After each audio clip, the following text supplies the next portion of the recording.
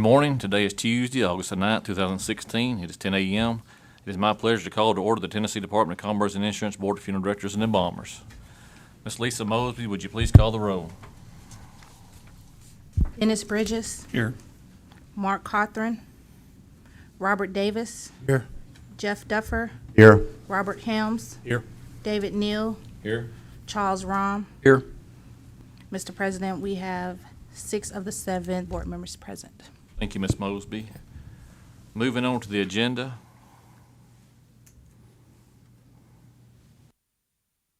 Ask for an approval. Motion for approval is printed. Second. A motion by Mr. Rahm, a second by Mr. Helms. All in favor say aye. Aye. Motion carries. Now moving on to the formal hearing by Administrative Law Judge, Ms. Elizabeth Cameron. Council, are we ready to proceed? Yes, Your Honor. Yes, Your Honor. Today is August the 9th, 2016. This is a hearing conducted by the Tennessee Board of Funeral Directors and Embalmers to consider the matter of the Department of Commerce and Insurance versus Dwight Creighton.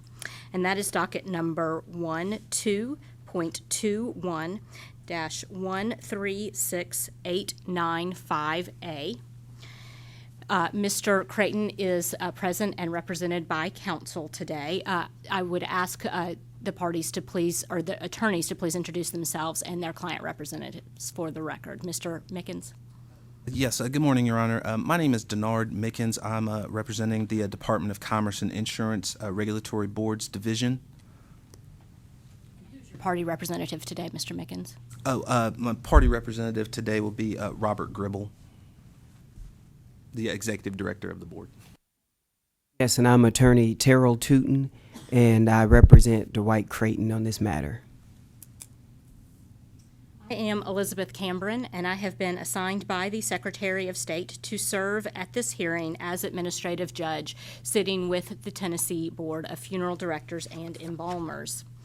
I will make all rulings regarding the order of the proceedings, admissibility of evidence, and questions of law under the authority granted me by the Tennessee Administrative Procedures Act. However, I will not participate in determining the findings of fact, the conclusions of law, or the ultimate decision of this board. Those decisions will be made by the board members. At this time, I would ask the board members to please introduce themselves for the record. Robert Davis. Robert Helms. David Neal. Jeff Duffer. Charles Rahm. Dennis Bridges. Mr. Chair, do we have a quorum? Yes, ma'am. Thank you. Members of the board, during the time this hearing is being conducted, no discussion of this case should take place between board members, witnesses, attorneys, or other persons unless all parties are present. The board sits like a jury and must only consider evidence introduced at the hearing in reaching its decision. The Tennessee Sunshine Law requires all board discussions and deliberations to be in public before all parties. Failure to observe the Sunshine Law may result in the board's action being reversed or remanded if appealed. You may not use any electronic device or media, such as a smartphone or computer, any internet service, or any text or instant messaging service to communicate any information to anyone, to receive information from anyone, or conduct any research about this case or the issues related to it. Mr. Mickens, do you have copies of the notice of hearing and charges to distribute to the board? Yes, I do, Your Honor. Please go ahead.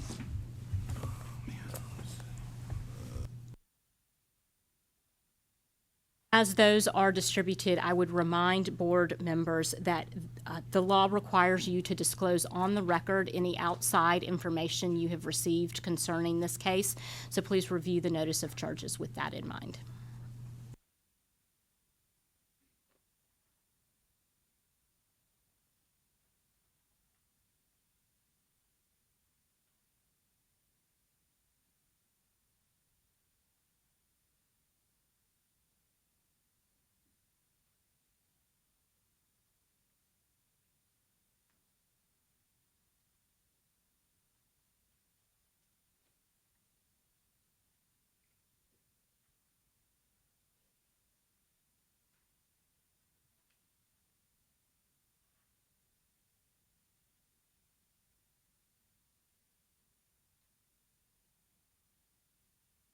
While the board members are reviewing the notice of charges, I will go over the other documents. Document number 1 is the notice of hearing and charges. That was filed on April the 12th, 2016. Document number 2 is the notice of intent to introduce affidavits filed on May 27th, 2016. Document number 3 is the department's notice of witness and exhibit list, and that was filed on June 3rd, 2016. Document 4 is an agreed order of continuance filed on June 14th, 2016. Document number 5 is a pre-hearing order issued on June 16th, 2016. Mr. Mickens, are you aware of any other documents that have been filed? No, I'm not, Your Honor. And Mr. Tootin, are you aware of any other documents? No, Your Honor. Then those documents will make up the technical record.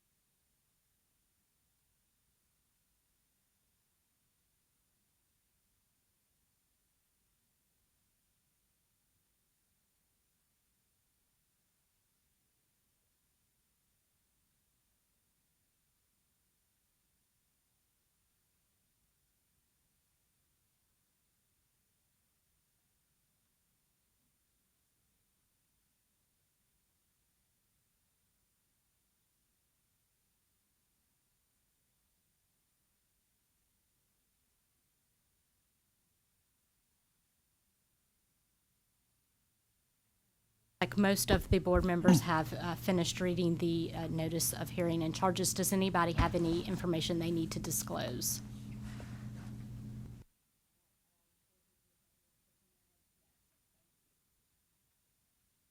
Before this hearing begins, I am going to give you some preliminary instructions to help you understand how this case will proceed, your duties, and your conduct during the hearing. When I have completed these instructions, the attorneys will make opening statements. These statements will be brief outlines of what the attorneys expect the evidence to be. After opening statements, you will hear the evidence. The evidence generally consists of the numbered exhibits and testimony of the witnesses, including any affidavits. In this case, the state has the burden of proof. Therefore, the state will present its evidence first. Then Mr. Tootin, on behalf of Mr. Creighton, will be given the opportunity to present their case. Although evidence is presented by asking witnesses questions, the questions themselves are not evidence. Because the state is the party with the burden of proof in this case, it is the state's burden to establish all of the facts necessary to prove every violation alleged. The respondent does not have to prove that he is innocent of the charges. The state must meet its burden of proof by a preponderance of the evidence, which means that amount of evidence that causes you to conclude that an allegation is probably true. If the evidence on a particular issue is equally balanced, that issue has not been proven by a preponderance of the evidence, and the party having the burden as to that issue has failed. You must limit your inquiry to those violations that are alleged in the state's notice of charges against Mr. Creighton. If you believe the respondent's acts have violated a statute or rule that has not been alleged in the notice of charges, you may not inquire into or address those violations. During the course of this hearing, there will be an opportunity for each of you to question each of the witnesses who testifies under oath. Please use your questions to gain any information or clarifications of the facts that you think would assist you in reaching a decision in this case. However, you must reserve any expression of opinion you may have to that portion of the hearing that is set aside for the board's deliberation, which occurs after all of the proof in this matter has been heard. Board members, you should not draw any conclusions until all of the evidence has been submitted. Please listen to all of the proof with an open mind. When all of the evidence has been presented to you, the attorneys will make closing arguments. The attorneys will point out to you what they contend the evidence has shown, what inferences they think you should draw from the evidence, and what conclusions they think you should reach. Statements and arguments by the attorneys are not evidence. They are made to help you understand the evidence, apply the law to the evidence in the case, and to persuade you of that party's position in this case. You should ignore any statement of counsel that is not supported by evidence. After closing arguments, I will further instruct you on the rules of law that apply to this case. It is your function as members of the board to determine what the facts are, apply the rules of law that I give you to those facts, to make conclusions of law in which you decide whether or not the respondent has violated certain rules of the Tennessee Board of Funeral Directors and Embalmers. Are the parties ready to proceed? Yes, Your Honor. Does either party call for the rule of sequestration? Yes, Your Honor. All right. For anybody who intends to testify in this matter, we are going to ask you to step out into the hallway until we are ready for your testimony. You should not discuss your testimony with anybody during the course of this proceeding, including people who leave the room during breaks. Are there any witnesses who are in the room? No, I don't believe so. All right. Mr. Mickens, we'll start with your opening statement, please. Thank you, Your Honor. Good morning, Your Honor. Good morning, members of the board. This case all started when my neighbor in the office, the former attorney for this board, asked me a question, and that question was, how do you prove that a person works at a place when they say that they never did? It's a simple question. However, finding an answer to that question has been anything but simple. The answer to that question resulted in 2 full investigations by the department. It has meant the shutting down of a funeral establishment, Hickory Hill Funeral Home. It has resulted in a court case that ended in a $133,000 judgment. And it has resulted in us being here today to discuss the possible revocation of Mr. Dwight Creighton's funeral director's license. Why is that? The facts, as we know them, are these. Dwight Creighton is a licensed funeral director in the state of Tennessee. Dwight Creighton was the manager of Hickory Hill Funeral Home at all times relevant to our meeting today. Under the auspices of a job interview, Dwight Creighton obtained the license information for a licensee named Ternesha Thompson.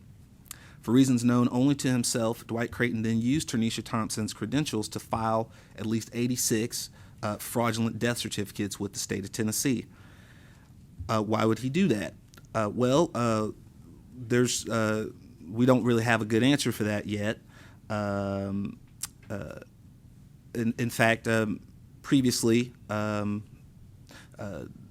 respondent had submitted a written response to this board that just asked for, was denominated as an apology. Mr. Creighton has never even said that he didn't do the acts that he was accused of.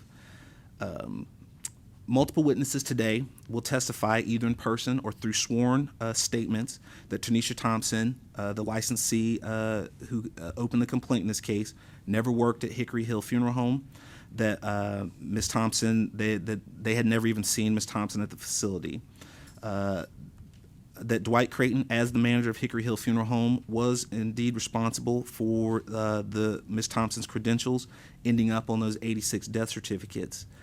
Mr. Creighton has thus far submitted no documentary evidence to disprove Ms. Thompson's affirmative claims.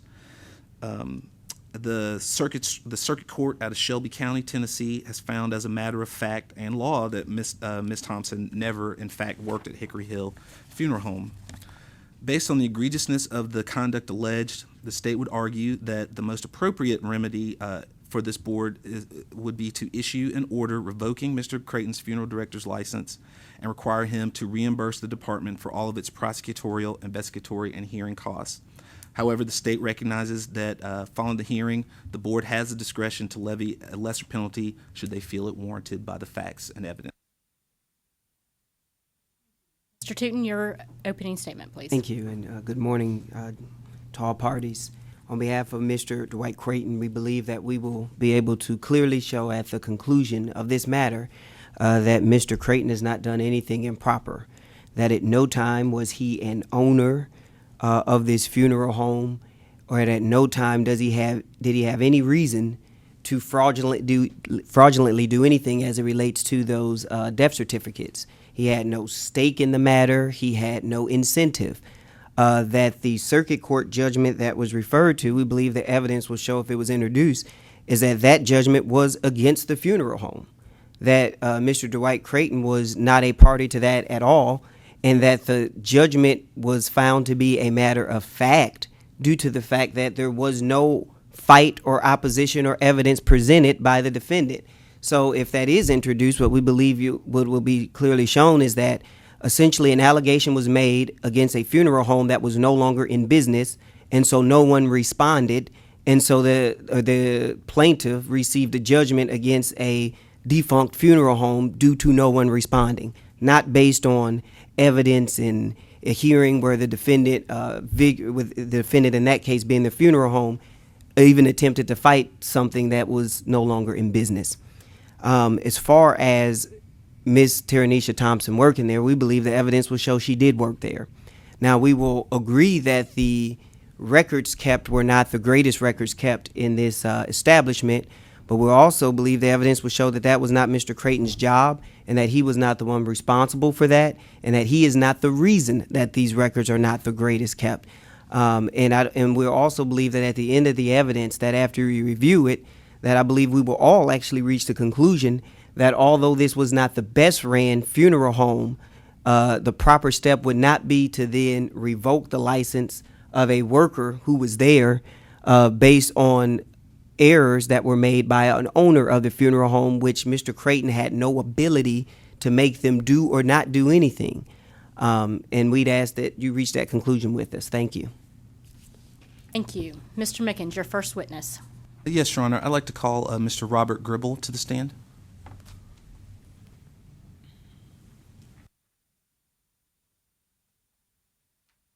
Mr. Gribble, before you take a seat, if you would raise your right hand. Do you swear or affirm that the testimony you are about to give will be the truth, the whole truth, and nothing but the truth? I do. Thank you.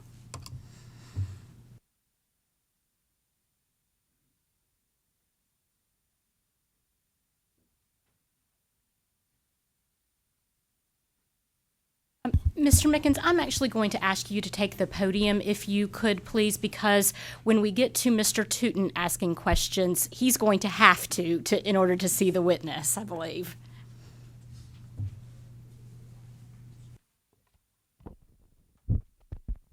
Okay. Good morning, Mr. Gribble. Could you state your name and position for the record, please? Robert Gribble, Executive Director, Tennessee State Board of Funeral Directors and Embalmers. And how long have you been in that position? April of 2003. And as Executive Director of the board, what are your typical duties? Responsible for the administrative functions for the Board of Funeral Directors and Embalmers. We issue license.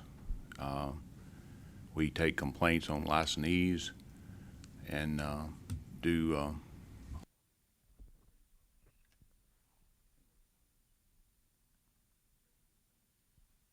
Mr. Gribble, if I could remind you to talk into your microphone, please. I'm having trouble hearing you. Thank you. You want me to repeat what I said? Did you get that? Okay. No, we're fine. As part of your duties, are you considered the custodian of the record for the board? I am. And I think when you listed your duties, you mentioned that you also open complaints. Is that correct? Yes, I'm responsible for them being open, yes. And the record includes complaints opened against licensees of the board. Is that correct? That's correct. Does the record include? Are you familiar with any complaints having been opened against Dwight Creighton? Yes, I am. May I approach you? Yes.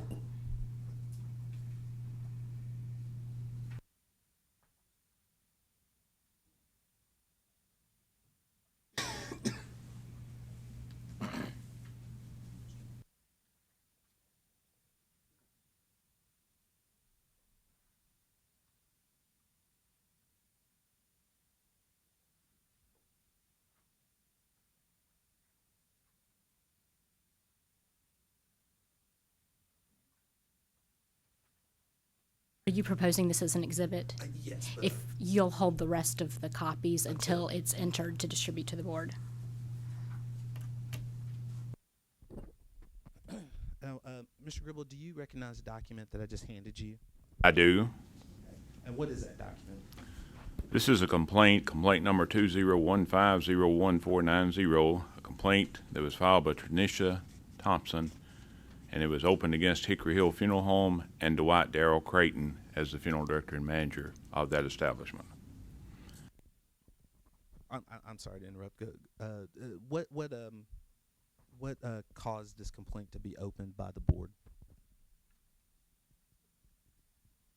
My memory and recollection is our office received a phone call from Ms. Thompson and telling us that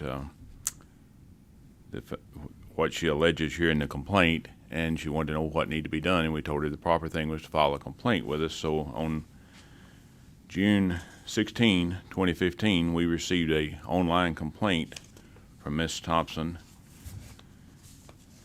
who basically said that she had become aware that Hickory Hill Funeral Home was using her embalmer license number on the death certificates that they were filing.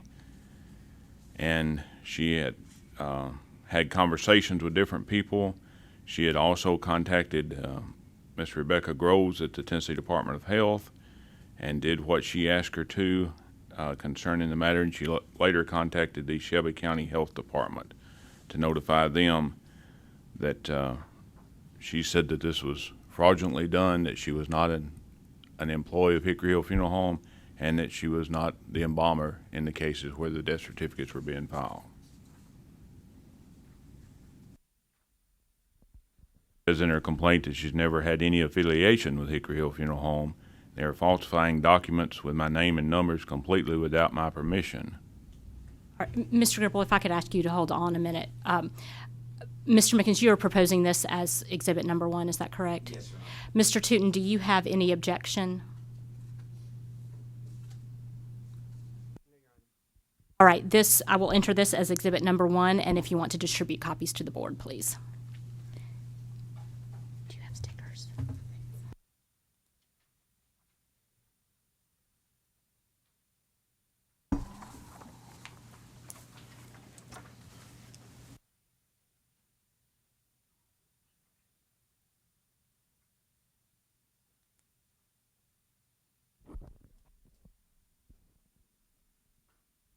All right, Mr. Mickens, go ahead. Now, Mr. Gribble, in response to this complaint being filed, what actions did the board take? Or, did the department take? Okay. The complaint was filed. There was a notification of the complaint being filed sent both to the establishment and to Mr. Creighton. They were given an opportunity to respond. There were investigations conducted by the department, and then in March of 2016, the matter was presented to this board, and the attorney requested a summary suspension of the license. The board granted that summary suspension, and then we're here today on a formal hearing.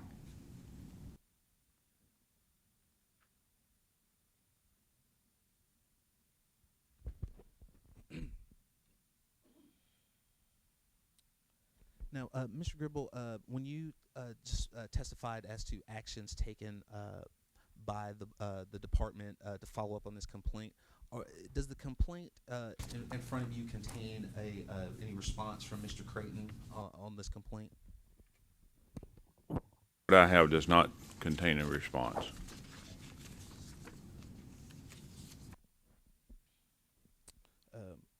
Now, you also testified that an investigation was conducted, and that a summary suspension hearing was held before the board in March of 2016. Now, was there any response to the opening of the summary suspension hearing? Mr. Creighton nor counsel appeared at that meeting. There were some documents that he has sent that I recall, some to us and some to legal, that were basically character references, letters of character reference. But as far as I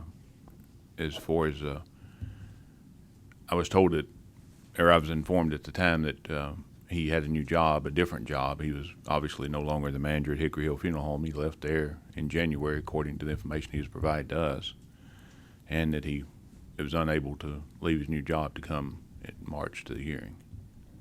But did Mr. Creighton submit a written response when informed of the summary suspension hearing? Not to my knowledge, no, sir. May I approach you? Yes.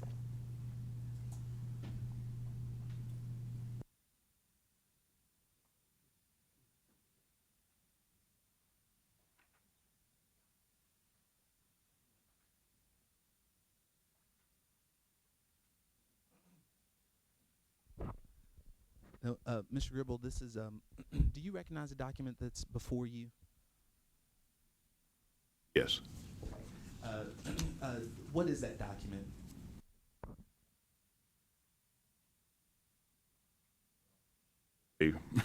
It's addressed to you and to me from Mr. Creighton. It says that he received a FedEx letter asking him to appear before the board at the conference on March 8th in Nashville. And on January 11, 2016, he resigned as the funeral director at Hickory Hill Funeral Home in Memphis. He had to seek employment outside the industry. He's had a new job for approximately 2 weeks, and he unfortunately would not be able to attend the March 8 meeting. And he said, he goes into why he's not able to do that. I'm sorry to interrupt, Mr. Gribble, but I just wanted to just follow up. Now that you've seen that document, do you recall having seen that before? Yes, sir, and there are letters of recommendation attached to it, yes, sir. Your Honor, I'd like to introduce this document as exhibit, the next numbered exhibit. Mr. Tootin, any objection? This will be exhibit number 2. If you want to distribute copies to the board, please.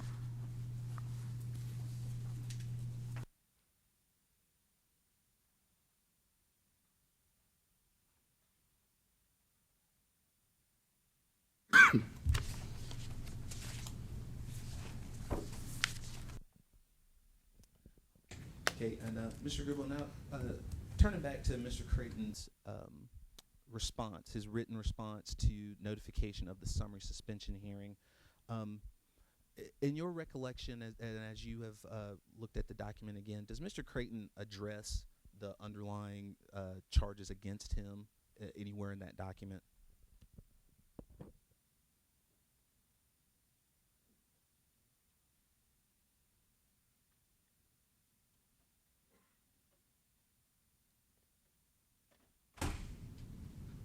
I see nowhere where the underlying charges are addressed. There's a letter of apology to the board. Did Mr. Creighton, did he allege that the charges were false, or that did he have any allegation, any evidence or any statements to refute the charges against him in that written response?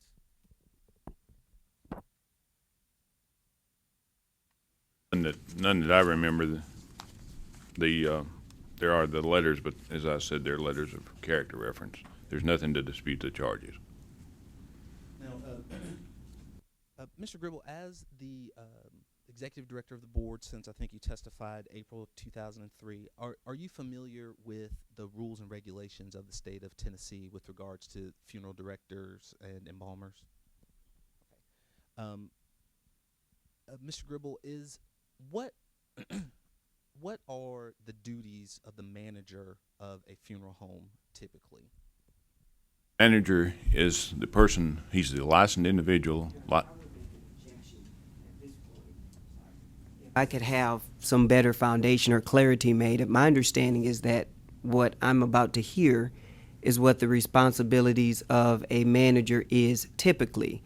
I would ask for, that would be a lack of relevance here. I would ask that we narrow the focus as to how it attains to this matter. I don't know how proper it would be for us to say how someone else would typically do it when the matter is if he acted within his lawful rights. It doesn't matter how someone else would do it. If the matter is what happens here and if what he did was lawful or correct or proper. Your Honor, Mr. Creighton is being charged specifically with, among other things, unprofessional and immoral conduct. So I think that we must lay a foundation of what is considered proper conduct for a manager, and then when we get to Mr. Creighton, who will get to testify on his own behalf, he can compare his actions to what Mr. Gribble will testify as to what is considered proper under the rules and regs. I agree, Mr. Tootin. You can certainly explore that with your client at the appropriate time, but the objection is overruled. Go ahead, Mr. Mickens. Thank you, Your Honor. But just to repeat the question, Mr. Gribble, what typically are the duties and the role of a manager in a funeral home, a properly licensed funeral home in the state of Tennessee? Expressed in statute and in rule by the board, and the rule says that they'll be managing, supervising, and responsible for the establishment's operations.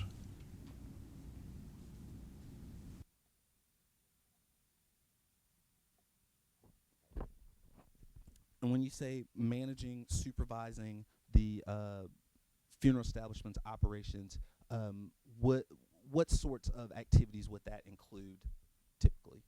That would include all activities that a license is responsible for, that the funeral director is the person responsible for the establishment because that's the only licensed individual that we have to hold accountable. There are situations to where unlicensed people are owners of establishments, where corporations own establishments, but the funeral director, who is the manager for that establishment, is the person that's responsible for what happens in the activities of that establishment.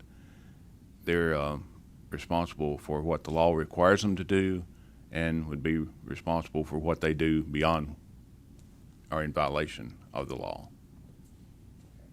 And so, would typically, in your experience in the industry as executive director and as a licensee, what individual at the funeral home is typically responsible for submitting death certificates to the state? The manager of the funeral home is responsible for the death certificate. It could be completed by a funeral director. It could be completed by an administrative assistant. It doesn't require that it be completed by a licensed individual, but at the same time, that manager is responsible for that death certificate because it's a legal document filed with the Department of Health and used for many legal purposes. So, under the rules and regulations of the state of Tennessee, if there is an allegation of impropriety around the filing of a death certificate, what individual at a funeral home is typically looked to by the department or the board for answers? Manager, because part of the statute requires that, it's a violation under 625317 for knowingly filing a death certificate with a false statement.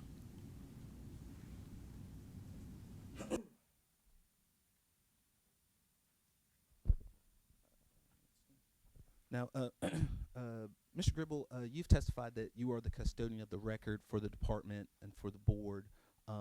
In this, are you? I think I asked you this once already, but are you familiar with the record as that the department has opened and kept on Dwight Creighton? Okay. May I approach, Your Honor?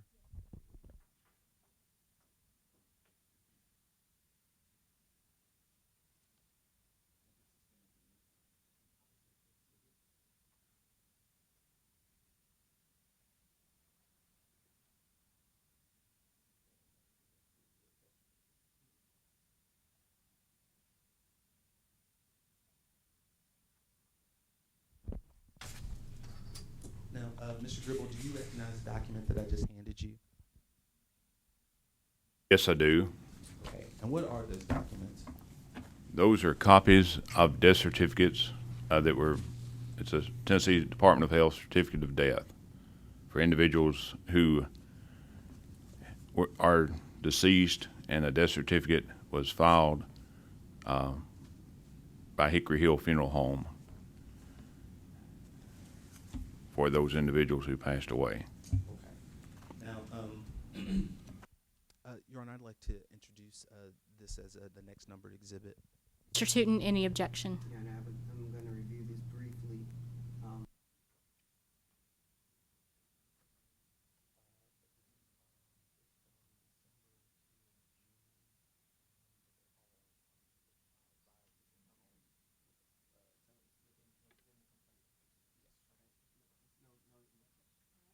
Exhibit number 3. You may distribute copies to the board members.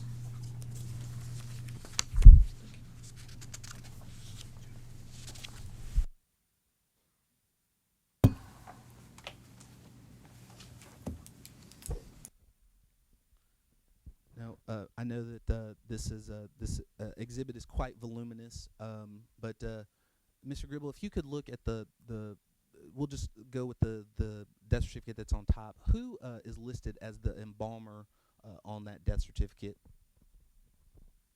Isha Thompson. Your Honor, I'd like to stipulate, or I'd ask the other side to stipulate that every document, every death certificate in this composite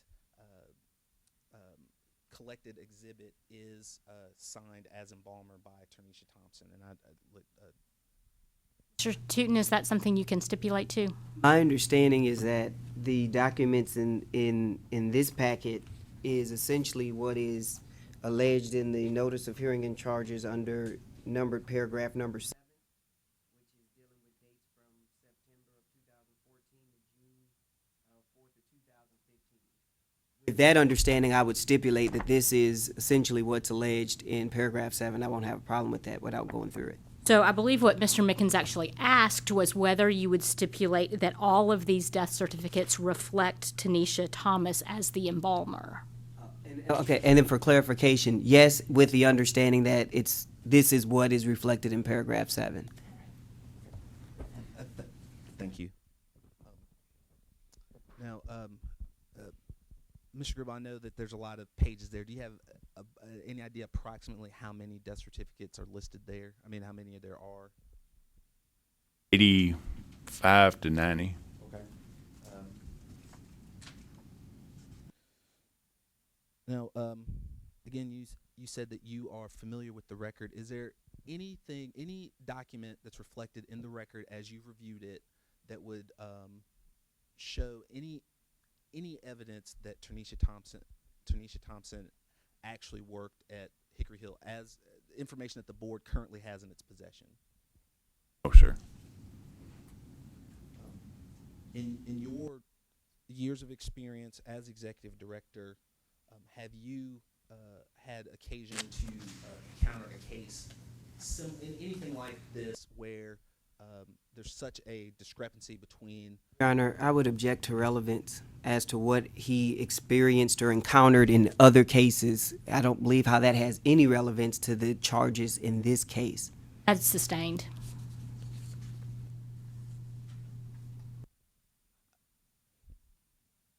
I'll let the documents speak for themselves. No further questions at this time, Your Honor. All right, Mr. Tootin, do you have questions of Mr. Gribble? Yes.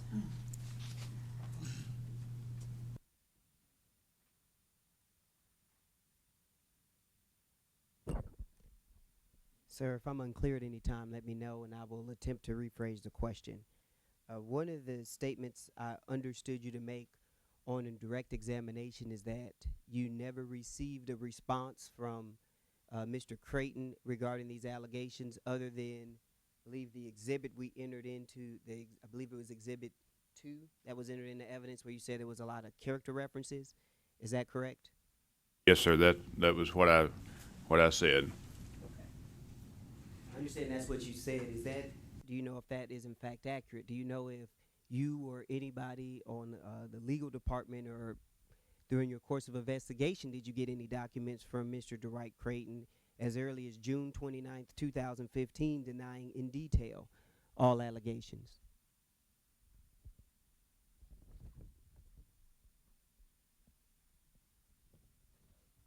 Your Honor, I'd like to, what document are you referencing?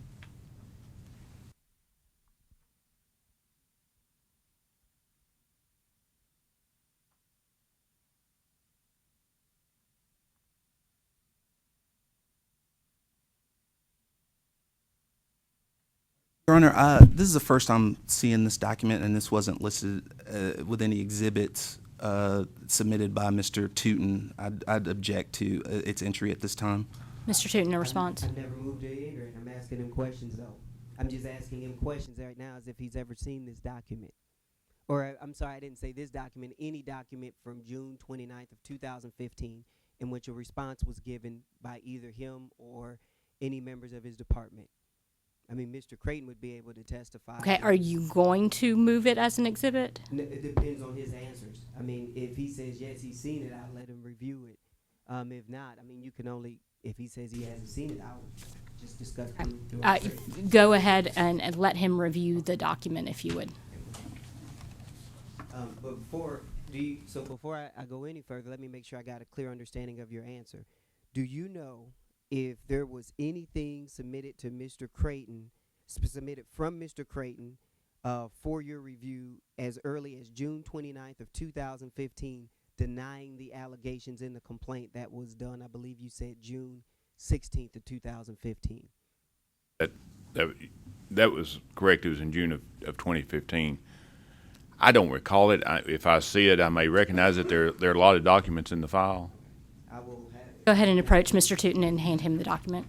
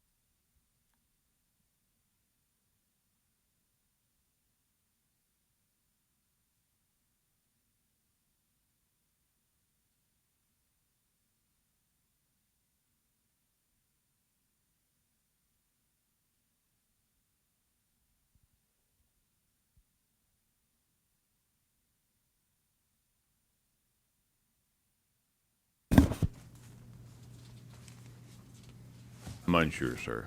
That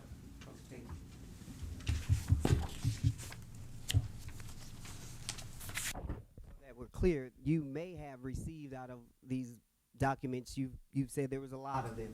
It is possible that you received a response from Mr. Creighton as early as June 29th of 2015, denying these allegations in detail, but it's your testimony that you're just not sure. We received it, it would have been forwarded to the legal department and be part of our complaint file. And so, let me make sure I'm understanding you that. You're saying that that's what would typically happen, correct? Yes, sir. You don't know if that happened, do you?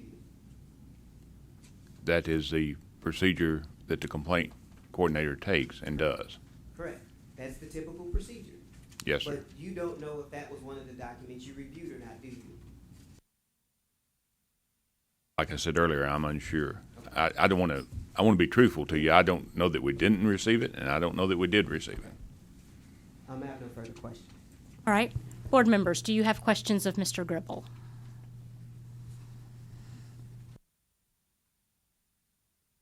All right, Mr. Gribble, thank you. You may take your seat. Mr. Mickens, your next witness. I would like to call the investigator, Roy Bozeman. He's out in the hallway. I'll go get him. Thank you.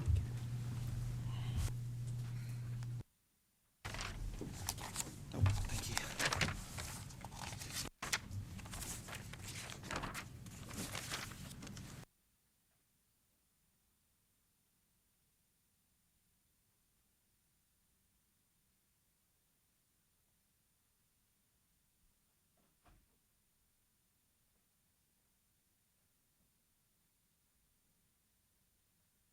Mr. Bozeman, before you take a seat, if I could ask you to please raise your right hand.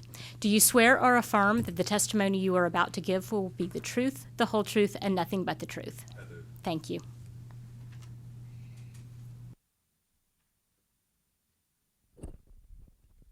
Good morning, Mr. Bozeman. Morning. Could you state your name and position for the record, please? Roy Bozeman, and I'm a field representative and do the investigations for the Tennessee Department of Commerce and Insurance Funeral Board. And how long have you been in that position? 11 and a half years. And what are your duties? I inspect funeral homes and crematories in my territory, checking for compliance with the laws and rules and regulations of the state. And I also do investigations that are assigned to me by the legal department for our department there. Now, are you familiar with the complaint that's been opened against Dwight Creighton? Yes, sir, I am. How did you become aware of this complaint, or Dwight Creighton generally? I received a request from the legal department. Ellery Richardson sent me the information and requested that I conduct an investigation. Okay. How many investigations did you personally undertake against Hickory Hill Funeral Home and Dwight Creighton? It was on two separate occasions. Okay. As part of your investigation, did you interview witnesses? Yes, sir, I did. And did you take sworn statements from witnesses? Yes, sir. May I approach you?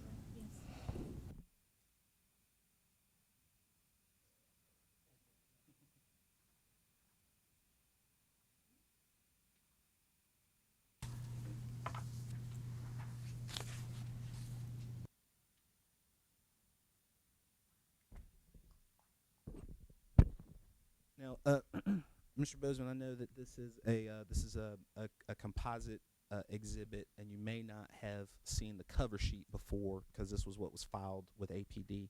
But can you just take a minute and look through that document, and do you recognize the documents that are there? Yes, sir, I do. Okay. And other than the cover sheet, what are the documents attached to this what are the exhibits attached to this document? There are affidavits that I took from different individuals while conducting the investigation.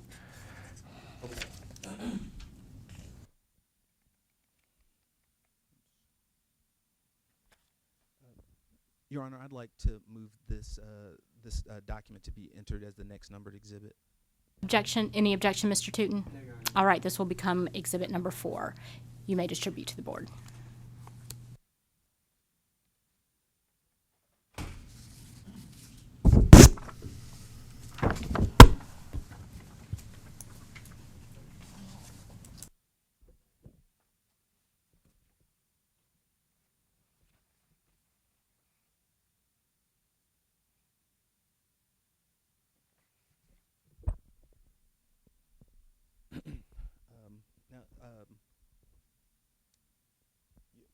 Your Honor, procedurally, my plan was just to ask Mr. Bozeman about some of these documents. Would you some judges have liked for us to read the whole document into the record first. Would you? No, I don't believe that's necessary. The board members can review the documents for themselves. Okay, thank you. Now, Mr. Bozeman, the first document that we come to is the affidavit of the complainant, in this case, Ternesha Thompson. That's Now, correct. Did you personally meet with Ms. Thompson? Yes, I did. Okay.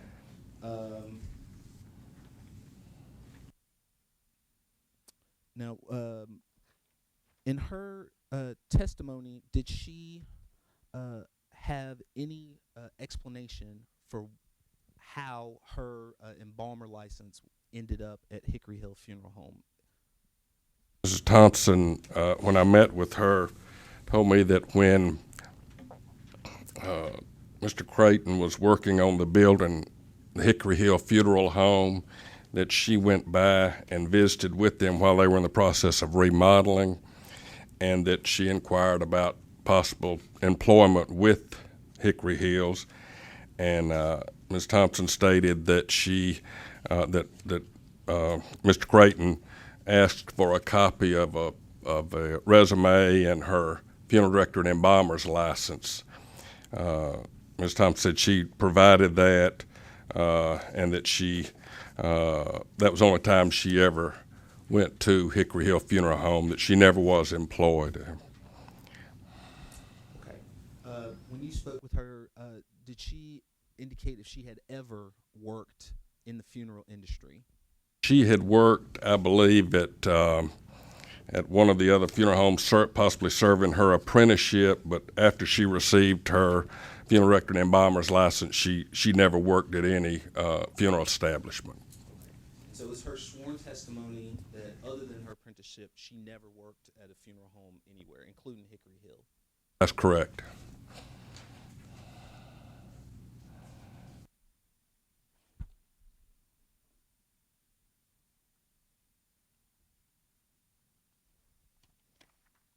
Okay. Did you talk to her about the death certificate issue? She indicated to me, and I think at the time she had provided our office with approximately 88, I believe it was 88 death certificates that she discovered from a mutual friend or some type of acquaintance that had listed her as the embalmer on these 88 death certificates. And is her testimony, did she ever sign or agree to use her embalmer license to submit any documents to the state of Tennessee that you're aware of? No, sir.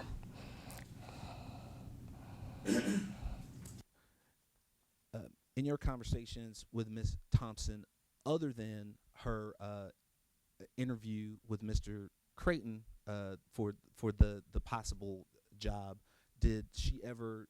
Is there any testimony to the effect that she had any other kind of relationship with Mr. Creighton at all, other than that interview?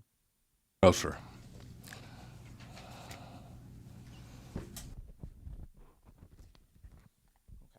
So turning to the next affidavit that we've submitted, do you recognize this exhibit? Yes, sir. Okay. What is this document? It's an affidavit by Mr. Paul Parham. I know that who is Paul Parham? Mr. Parham is a Tennessee licensed embalmer and he mainly does trade work in different funeral homes in the Memphis area. Okay. For the layperson, what is trade work? What does that mean?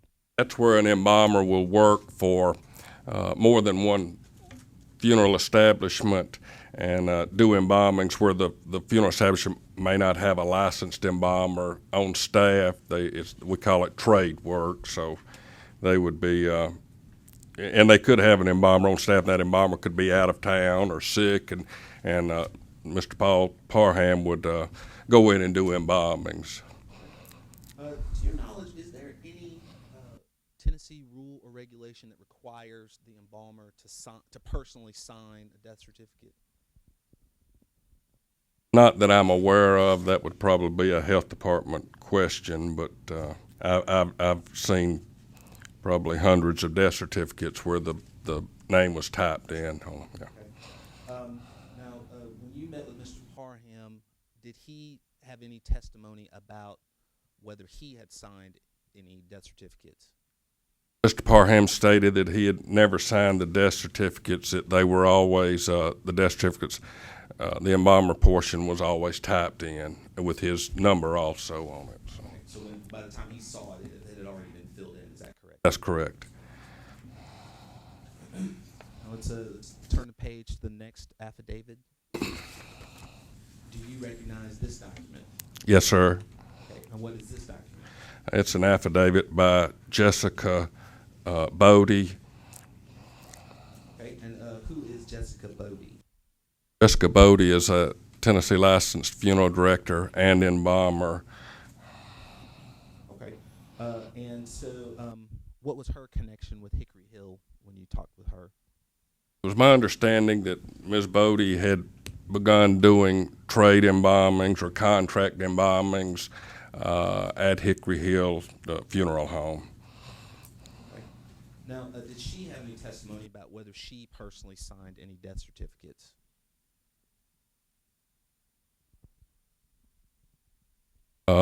Mrs. Bodie stated in her affidavit when I interviewed her that she never signed any of the death certificates, that the number was always, that the name and number were always typed on the death certificate.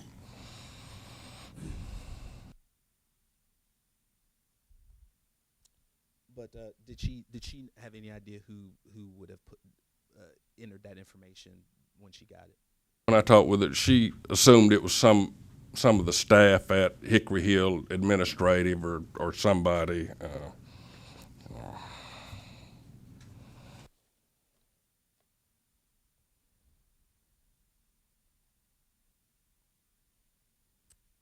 Okay. Could you turn to the next page, the next affidavit? Now, do you recognize this affidavit? Yes, sir, I do. Okay. What is this document? It's an affidavit by Eric Owen. I think that might be done. I know sometimes it's kind of hard to read. Eric Dunn, I'm sorry. Now, you personally met with Mr. Dunn, is that correct? Yes, sir, I did. Now, what was his connection with Hickory Hill Funeral Home?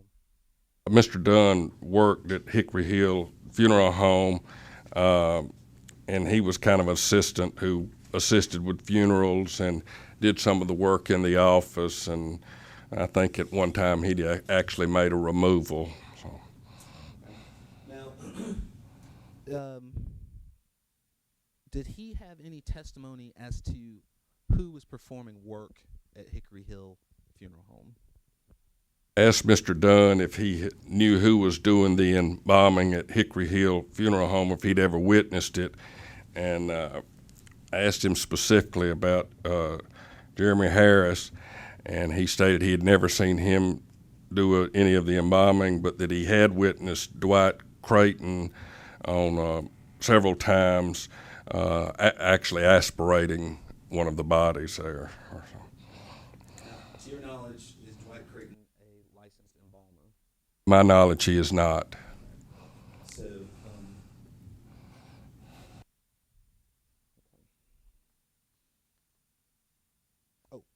also, did Mr. Dunn have any testimony about Tanisha Thompson being connected to Hickory Hill Funeral Home? Mr. Dunn stated that he had never seen Tanisha Thompson at the funeral home. One last one, last page. Well, actually, spoke a little too soon. So the next affidavit, do you recognize this document? Yes, sir, I do. What is this document? It's an affidavit by Andrea Tabor. And who was Andrea Tabor? Ms. Tabor was the office manager, the office administrator. Okay. Now, did she have any testimony about the death certificates? I asked her specifically if she completed the death certificates, and she stated that Mr. Dwight Creighton always completed the death certificates and provided the information on the death certificates. Now, did she have any testimony about Tanisha Thompson's connections to Hickory Hill Funeral Home?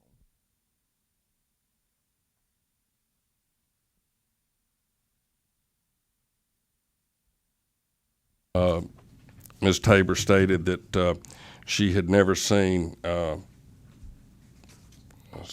Tanisha Thompson at embalming at the funeral home. Now, this actually is the last one. So one more page.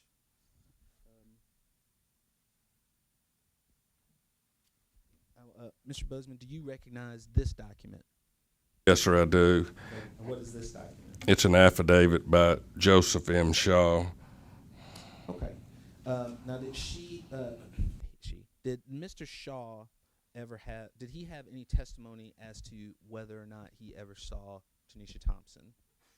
Mr. Shaw stated to me that he had never seen Tanisha Thompson at the funeral home, but that he was very seldom in the building, that he was more involved with the work outside.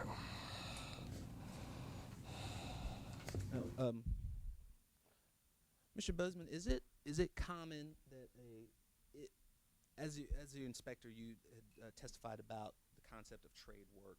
Is it common that a funeral home would have a full-time embalmer and also employ trade embalmers? Your Honor, I would again object to anything that's not specific as to relevance as it relates to this case. Saying what someone else would typically do has no relevance unless we're talking about allegations on this case. Do you have a response, Mr. I Mickens? do. Again, this is about the fact that Mr. Creighton is charged specifically with unprofessional and immoral conduct, in addition to the allegations that he was unlicensed practice of embalming. We need to establish a foundation of how the industry typically operates, so that when Mr. Creighton testifies, he can testify as to his specific refutations as to his behavior. All right, that objection is overruled. So to repeat the question, Please. is it common that a funeral home with a full-time embalmer on staff would also employ a trade embalmers, and in this case, multiple?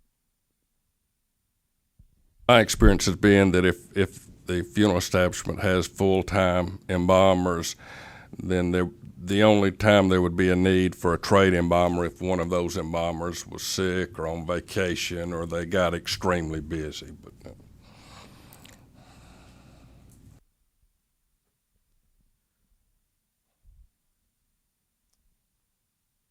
Now, Mr. Bozeman, as part of your investigation, did you also meet with Dwight Creighton? yes, sir, I did.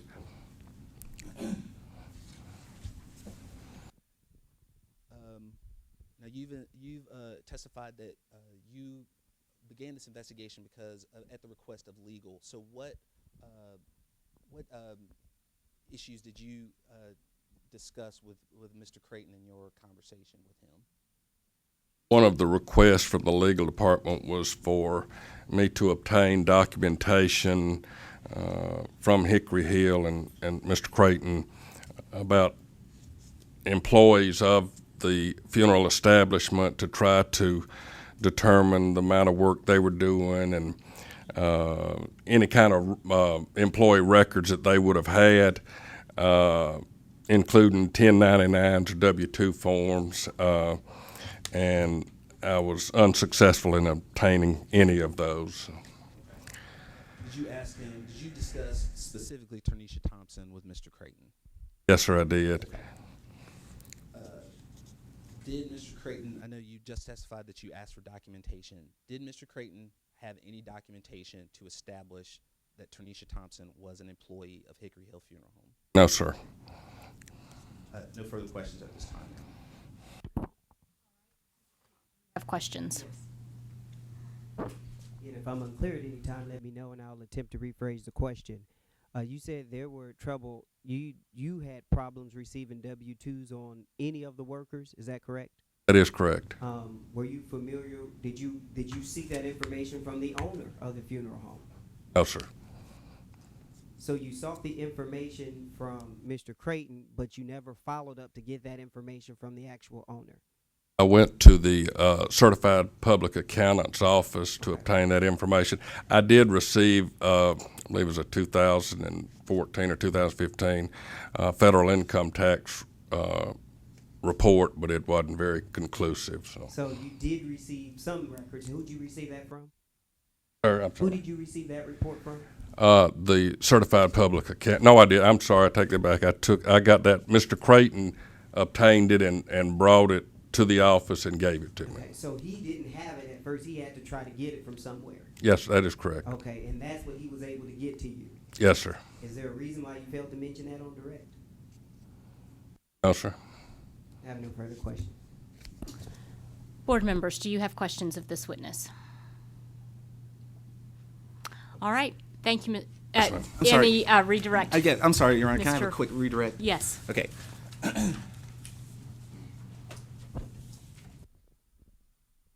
So, now, Mr. Bozeman, you testified that you didn't speak directly to the owner of Hickory Hill Funeral Home for this investigation. Is that correct? At the beginning, I did not. No, sir. What was the scope of work of your investigation? Were you asked to go speak to the owner? I can't recall if I wasn't on that. Do you know at the time whether we even had whether the department had an open complaint against the owner at that time? No, sir. No further questions. Any additional questions? One brief follow-up question. Now, sir, you did receive, when you were asking for documentation for Ms. Ternesha Thompson, you did receive her application and her business card, correct? That was kept at the office? Not that I recall. So is that, so I'm sure, are you saying it did not happen, or you don't recall if it I happened? don't recall receiving it. Okay, no further questions. All right, board members, any questions? Mr. Mickens, any further follow-up? No, Your Honor. All right, Mr. Tootin, any from you? No. All right, thank you, Mr. Bozeman. You may take a seat in the audience. Is there any chance that we will need to recall Mr. Bozeman? No, Your Honor. All right, you may remain in the room then, sir. Mr. Mickens, first let me inquire of the board members. I don't know whether you all would like to work through lunch. We are now at about 11:10, and I don't know how you feel about a break or pressing forward at the moment.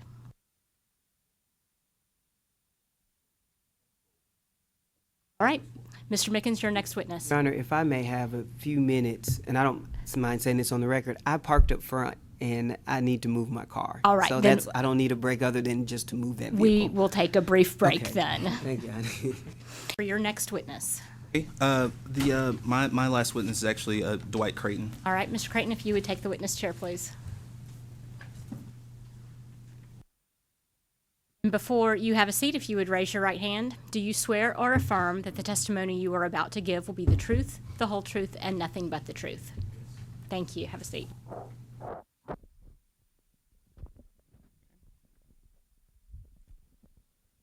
Good morning, Mr. Creighton. Good morning. Could you state your name for the record? My name is Dwight Darrell Creighton. And you are a licensed Tennessee funeral director, is that correct? Sir, How long have you been licensed? I've been licensed since 2001.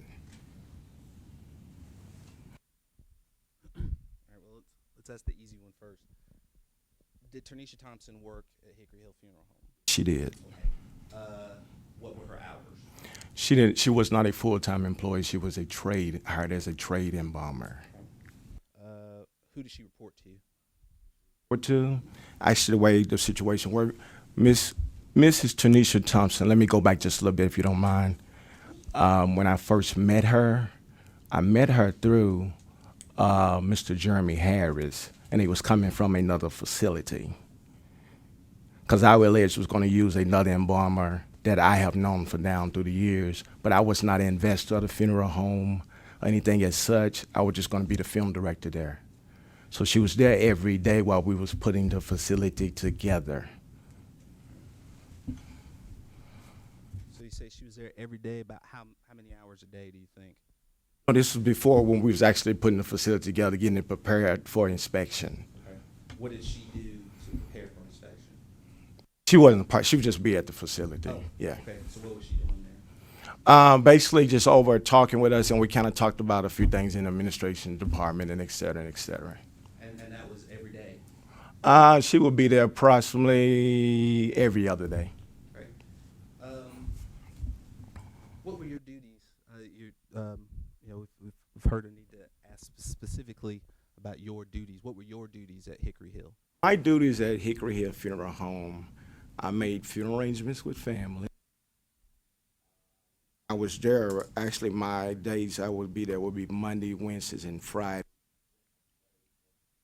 That's the majority of our funeral day, and some days we had funerals on Sundays. But if a family wanted to come in, per se, on a Tuesday, I will make myself available. That was the agreement between myself and the owner, because at 5 p.m. every day, the phones was transferred to me. I would have the phones every night.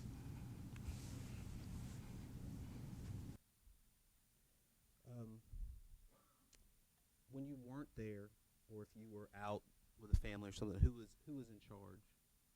Actually, what would take place those days would just be just regular funeral days, whereas just a regular work day. If they're doing work in an administration office, paperwork, of, putting files together, anything like that as such. If anything took place for us with a family, I was contacted immediately. How many employees were there? Sir, the owner of that funeral home had revolving doors. When you say the owner of the funeral home, who is that? Terry McGee. Okay. But about how many? During my time, I'm gonna say approximately, including with the exception of the funeral attendees, between 13 and 14. Okay. Who was in charge of hiring and firing? I actually thought that I was, but it got to a point where as the owner wanted to become film director / owner. To your knowledge, Terry McGee, though, is not licensed. Is that correct? Okay. Who was the licensed person at the establishment? I was a licensed film director. Okay. Were you ever a licensed embalmer?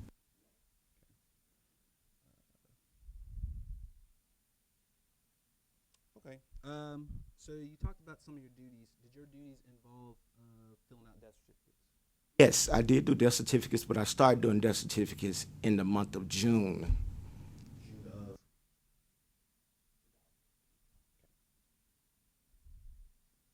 right. So were you still doing death certificates in December of 2015?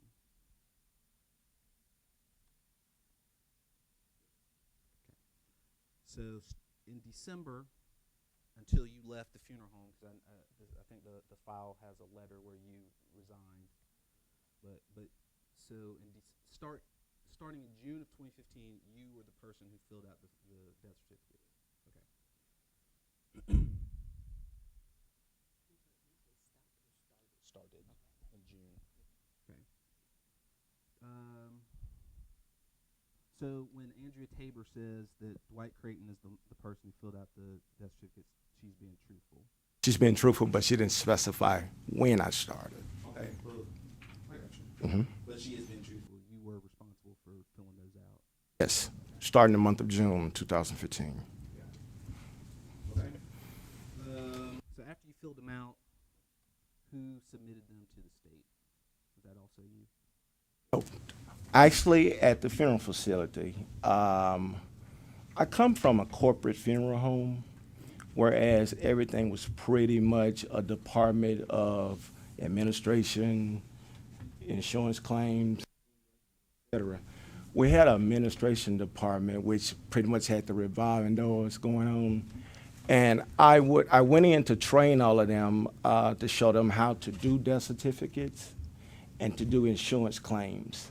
I really never bothered in that situation because I used a funding company. So when using a funding company, when you're faxing the information over to the funding company, they verify verification, they will wire the money to the funeral home account. Okay? So after that, once they finish the death certificate, I will present them a copy of the information of the death certificate once I get it from the family. And that was the end part of the form stating whereas the family will look over the death certificate information. And if everything is correct, such as the date of birth, social security number, all the vital information on the death certificate, they will sign off on it saying this information is correct.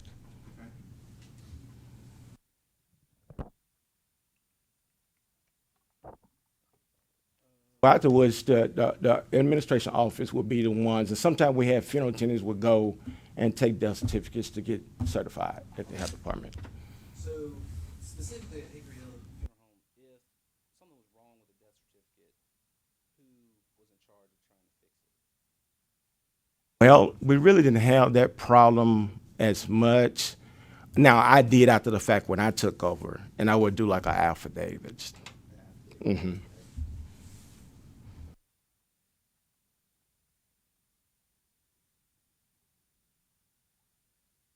you recall meeting with Inspector Bozeman? Okay. What specifically did, do you recall the substance of your conversation? Okay. What did you discuss? We discussed, he asked me about the information on Ms. Thompson. And at the funeral home, there was files on each individual there for the application, verification information, contact information, if we need to contact emergency on the family. After she left, her information was shredded because it had personal information on it. So when you got the complaint about Ternisha Thompson saying that Hickory Hill had fraudulently used her information, did you have any documents at that time? Was she still working there? She was still working there. She was still working there, but she was just, like I say, she was just a trade embalmer. I got you. Okay. You said, you testified that you had files on people, so when you got the complaint. When I received the complaint? No. When I received the complaint. Well, I'm sorry, that was, Are you saying when I actually received the complaint by certified mail? when you were notified of the complaint, because your attorney said that you got a letter, you sent in a letter that we're not sure that we got, but. What copy of it? But, said that, you replied almost immediately. So when you got the complaint, was she still working there? No, she was not. That's not what you just testified to. Statement is, Okay. once, when I got the complaint, when I received the actual certified complaint from the board, she was not working at then. But about, I'm gonna say between 4 to 5 days prior, that's when I received the information. Because I did not respond right immediately behind the complaint. I responded like 4 or 5 days afterwards, I did. But, okay, so you just testified that when you, so you making a distinction between a certified complaint and when you got the information. What information are you talking about? Got it. So, but when you got the information, she still worked there. When you got the certified. She was still down as a trade embalmer. So what happened to her file between you getting the information and you getting the sure everything was in the front office, sir. But you just said that you got rid of Our information was shredded, Okay. When did that? but it was not done by me. I got you, but help me establish a timeline, because where, you said you got the information, do you have a date? You know, around when you got this information? Do you have any idea when? The board, you said. Board, You made a distinction on the record between when you got the information and when you got a certified complaint. So you said it's 4 or 5. I believe I received a complaint from the board, possibly between June 16th or So then you received information from them earlier than that? board. Yes. No. So when you testified that there was a difference between getting information from the board and getting a certified complaint, what are you referring to? No, I was referring to the date that you were stating. When was she there when I received the certified copy of it? But you also testified that you had files on her, and somehow between getting information about a complaint and getting a certified complaint, those files disappeared. Disappear. They were shredded, and they were shredded by the owner of the funeral home, along with another employee that was terminated. I would like to go back to an earlier exhibit, if that's, Yes, sir, which exhibit? let's see.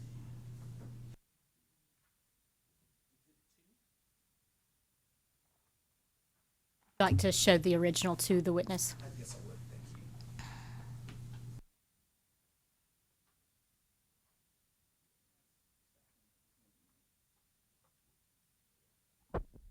Okay. Do you recognize the document that I handed you? Okay. Now that has been entered into the into the record as Exhibit 2. What is this document? This information right here is documentation that I submitted to the board about information when I had resigned from the funeral facility on January 11th, I think.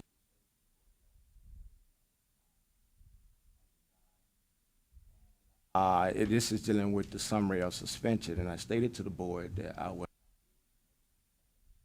Mr. Creighton, can I ask you to I'm speak sorry. to your microphone? I'm sorry. Thank you. Started employment with a company outside of the funeral industry. Okay. Now, Mr. Creighton, this was, this is your letter, you sent this in. I sent this in. I sent it by fax, and I also sent it overnight as well. You sent this information after you had already been informed that the board was, you were subject to a summary suspension hearing. Okay. I respond to it immediately. Okay. In this letter, is there anything that refutes Ternisha Thompson's complaint? Okay. Well, given the chance to refute the allegations against you, there's nothing in this letter. Is that correct? Okay.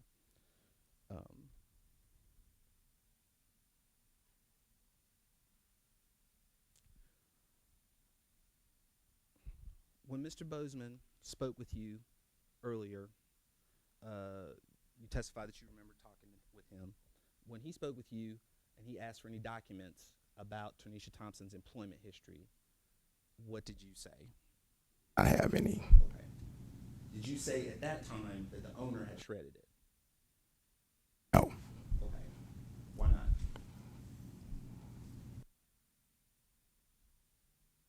I just stated to him that the information had been shredded, and that was basically it. Okay. Specifically at Hickory Hill Funeral Home, when an employee leaves employment, you just destroy it. You would, before you left, you would just destroy everything? No, the owner did. Where were the records kept? They kept them in a file cabinet Where? in the front office, Okay. Front office where? in the front part of the building, in the front administration office. On site? Yes, on site. Yes, yes.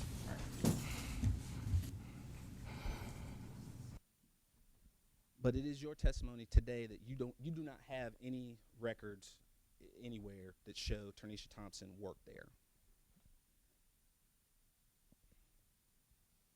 Do have application, and he also got everybody business cards made as well We do have a copy of that. That's the only information that we will have at this point. That's it. All right, Mr. Tootin, questions of Mr. Creighton? Again, if I'm unclear at any time, let me know and I will rephrase the question. Let me back you all the way up so that we can bring some clarity to a few things that were kind of glossed over. You said when she first appeared, she appeared with Jeremy Harris. First, who is Jeremy Harris? Jeremy Harris was a friend of Tanisha Thompson who I knew and introduced me to Ms. Thompson because I was going to use actually a bomber myself that I knew personally, and they came from another facility together. Okay, so let me help spell out, let me back up a little bit. So Jeremy Harris was affiliated with the funeral home. Yes, sir. Yes, sir. So he would bring her around while he was there on site. Is that what you're saying? While it was getting put together for inspection? Exactly. Okay. So she had some, do you know if they were friends, boyfriend and girlfriend, what type of relationship this was? Your Honor, I'm going to have to object to this line of questioning. Tanisha Thompson's personal relationships literally have nothing to do with this case. Your Honor, Have a response, yes, Mr. Tootin? it has everything to do with it when the allegation is that they just took this woman's information and it just started appearing everywhere. And when they opened the door by saying, with this line of questioning, that she was there at the beginning of this process without any type of foundation being made as to why she would just show up, it appears as if she was walking. All right. Your Honor, I have to object to that because I didn't ask him. Like, Mr. Creighton volunteered that she was there every day. Okay, I am going to sustain the objection. I don't believe a personal relationship between Ms. Thomas and anybody else is pertinent to this proceeding. Go ahead. So,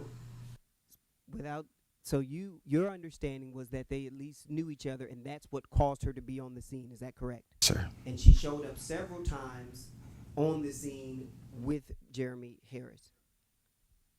That's already been established by testimony. So after these contacts, it led to an interview, I'm assuming. Yes, sir. And who did the interview? I did do the interview with So her. you did an interview with Ms. Thompson. Yes, sir. And then she was hired after that interview.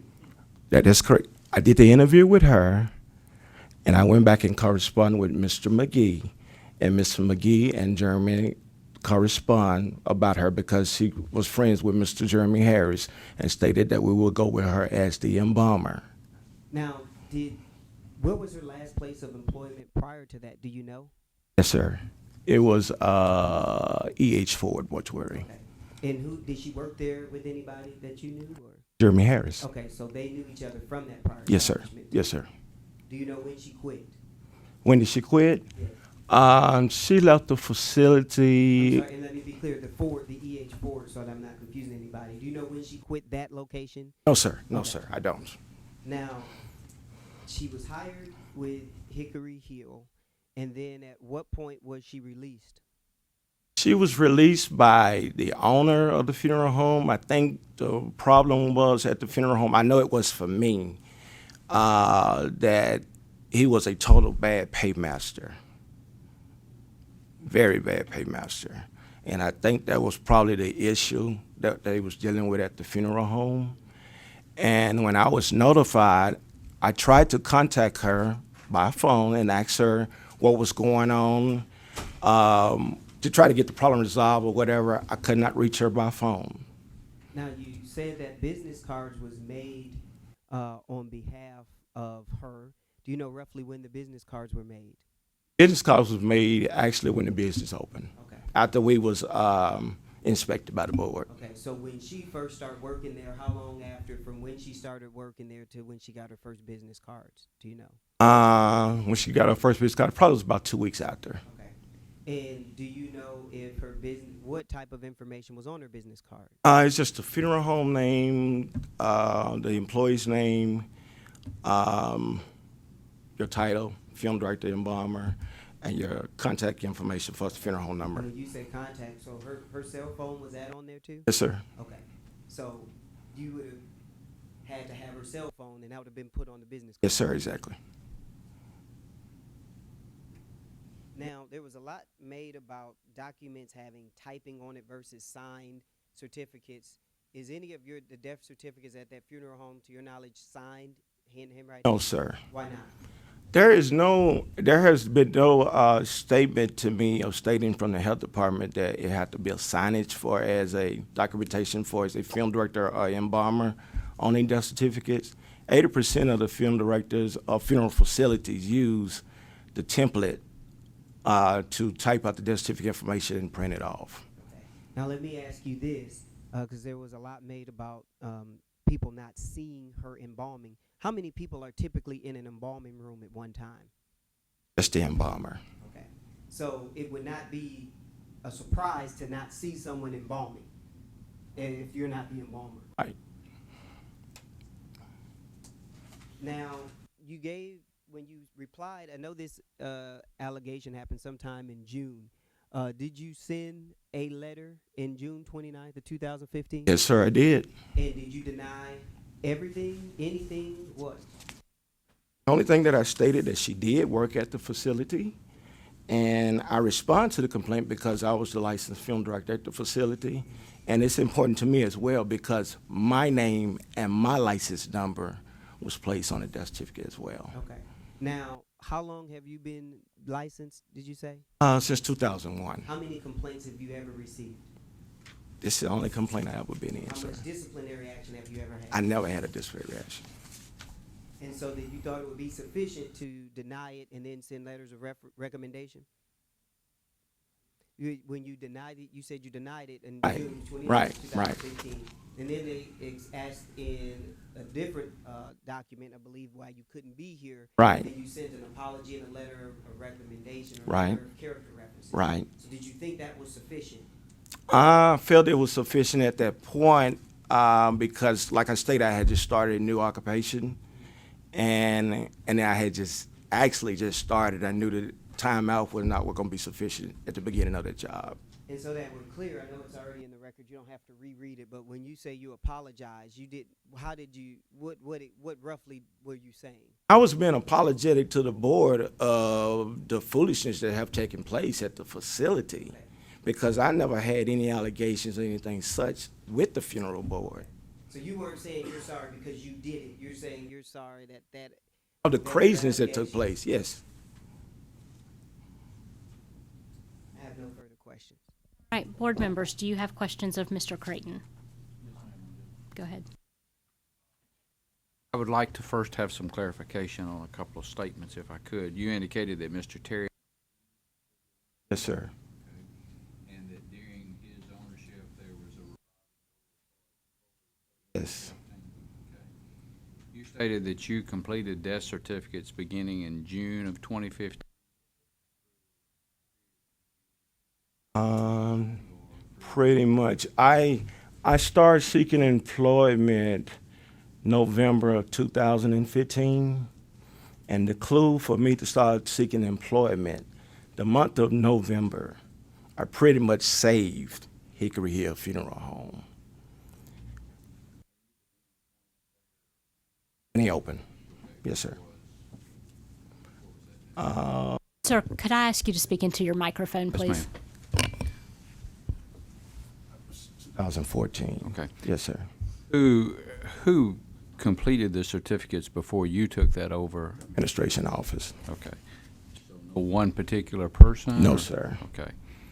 Who did that person report to as far as on premises? After they did the death certificate? No one, actually, sir. After the death certificate was done, So there was no one in charge at the facility? I was in charge of the facility. But what took place, I trained them how to do death certificates. And I showed them the template online where they would type out the information, print it off, take it to the health department, get the certification, bring the death certificate back, pull the file, call the family, and ask do they want to pick up the death certificate or do they want the death certificates to be mailed. Also, for clarification, as far as the licensing of the firm, were you the manager listed for this establishment? Okay. So as a manager, you're responsible for the firm? Yes, sir. And what goes on at the firm? Yes. Who made the decision to hire Ms. Thompson? Terry McGee.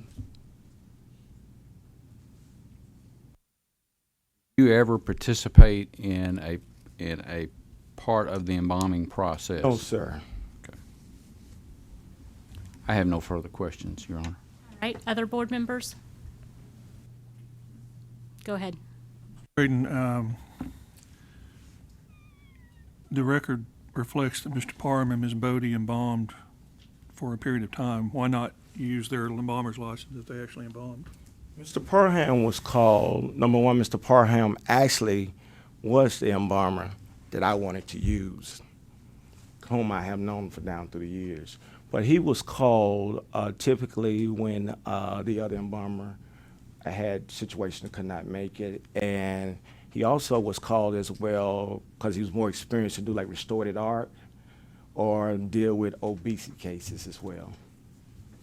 I understand, but that's not the question. The question is, why, if Mr. Parham embalmed, why not use his license number? And if Ms. Bodie embalmed, why not use her license number on the death certificate? We did use Ms. Bodie's. They did. Ms. Bodie became actually the permanent embalmer after Ms. Thompson.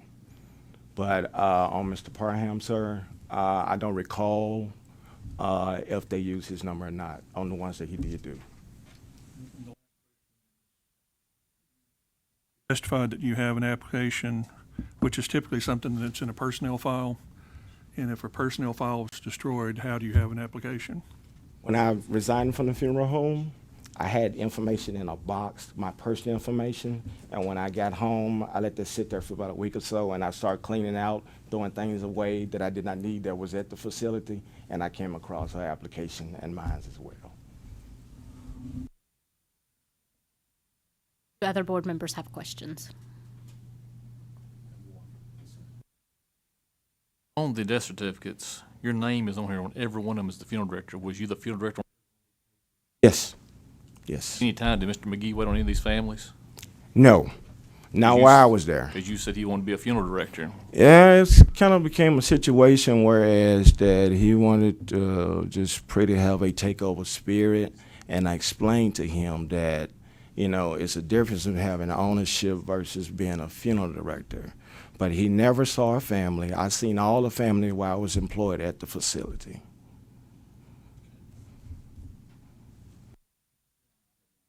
Go ahead. Just from your statement, you indicated that you carried an application from the funeral home with you. So you're saying you took personal information that belonged to the facility home with you? When I cleaned out my desk Mm-hmm. and my office, I had information in there that I just stacked and put inside of a box. Why was her personal information or her personnel information not in a personnel file? Because she was terminated then, but her application actually was in the back part of my office. So the personnel file never had the application in it? A copy of it. How it would have gotten to your house? Inside my information box when I cleaned out my desk. Have other information about other employees? Mines. Right, I don't understand that everybody at the firm said that Ms. Thompson wasn't there, but you're the only one that states that she was employed. Trade embalmer, sir. She was called as needed. But her affidavit states that she'd never had any business with a funeral home since the E.H. Ford funeral home. Yeah. All the other affidavits state otherwise.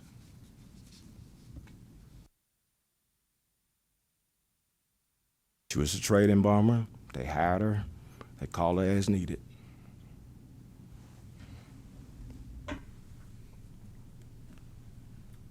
Any other questions from board members? Mr. Mickens, further questions of this witness? Just briefly. Now, Mr. Oh, sorry.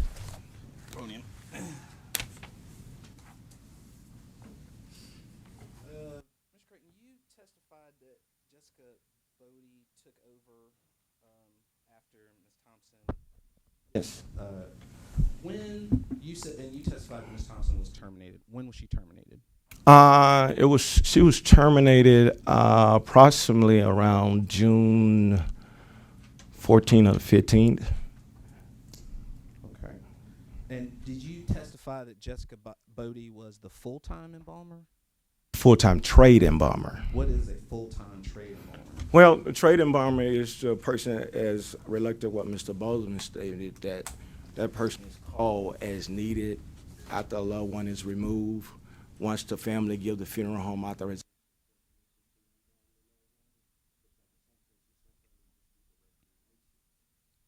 But after Ms. Tanisha was terminated, I immediately stepped in on everything with the owner and stated to him that I was going to find a embalmer that I knew of my status that I wanted there. And I contacted Mrs. Bodie, and she did come to the facility, and we did sit down and talk with her about her monetary situation, and she agreed upon everything. And beyond the point of that, I stated to her that my name and her name will be on the death certificate as well. And that was pretty much it. Okay. When did you say you took over filling out the death certificate? In June. June of 2015. So if there is something that is filed before June, you didn't do it? Oh. Okay. When did Ms. Thompson leave again?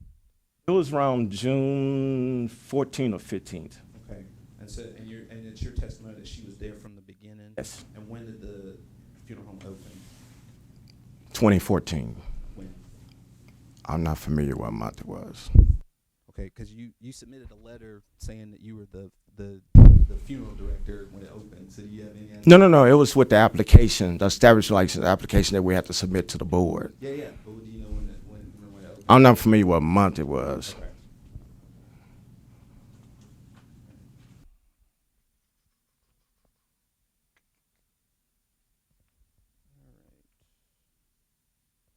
Nothing further. Mr. Tootin, further questions? Yes, just so that we can clarify, because there seems to be some confusion as to what was shredded.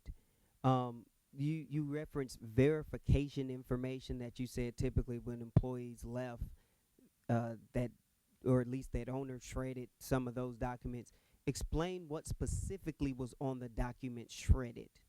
Documentation is like a verification form of the employee's name, their address, their phone number, social security number, their next. Okay. All right, I have no further questions. Board members, any further questions? I have a question, please. Mr. Creighton, you mentioned earlier, I understood you to say that you helped in hiring people. Is that true? Yes. Did you terminate people as well? I terminated no one. I terminated no one.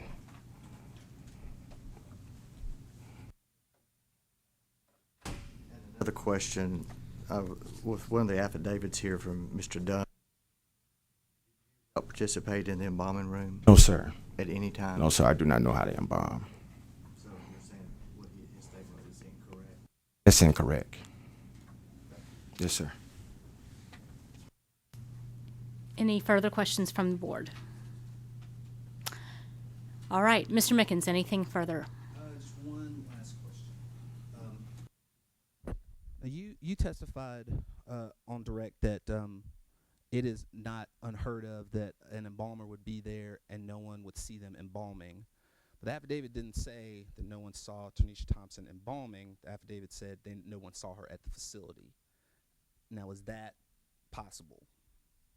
That's possible if they was not there, but she was called to the facility to do preparational work. Okay. But was she a full-time trade embalmer?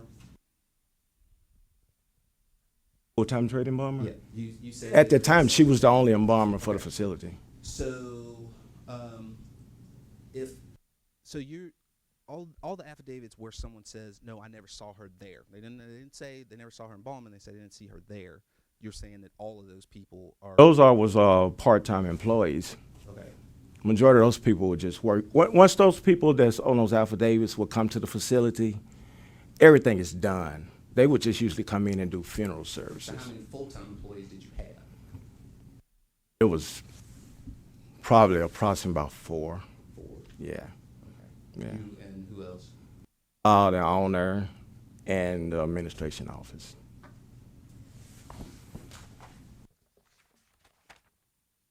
Mr. Tootin, any further questions? Board members, any further questions? I'd like to follow up. Andrea Tabor, was she an office administrator?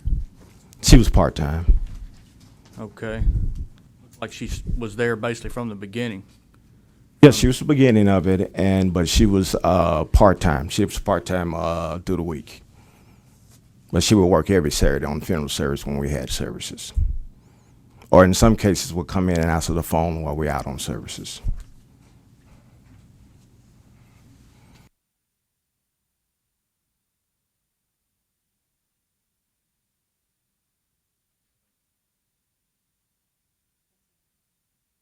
Did Mrs. Thompson ever make any removals from No. place of death? No. Okay. So the remains were always at the funeral home when she was Yes. to be there? Okay.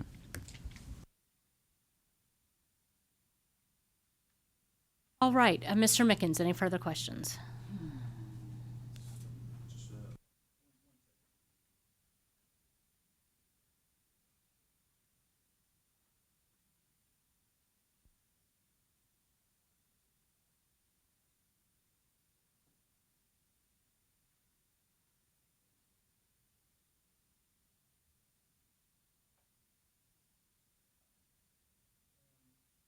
Just one last thing.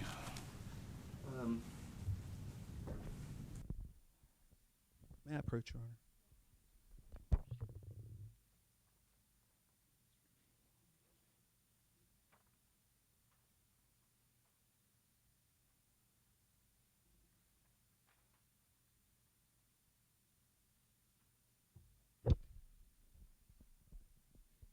Can you testify as to the, because it's a judgment. Let me try it. Okay. Mr. Creighton, I imagine you have never seen this, but do you recognize this document?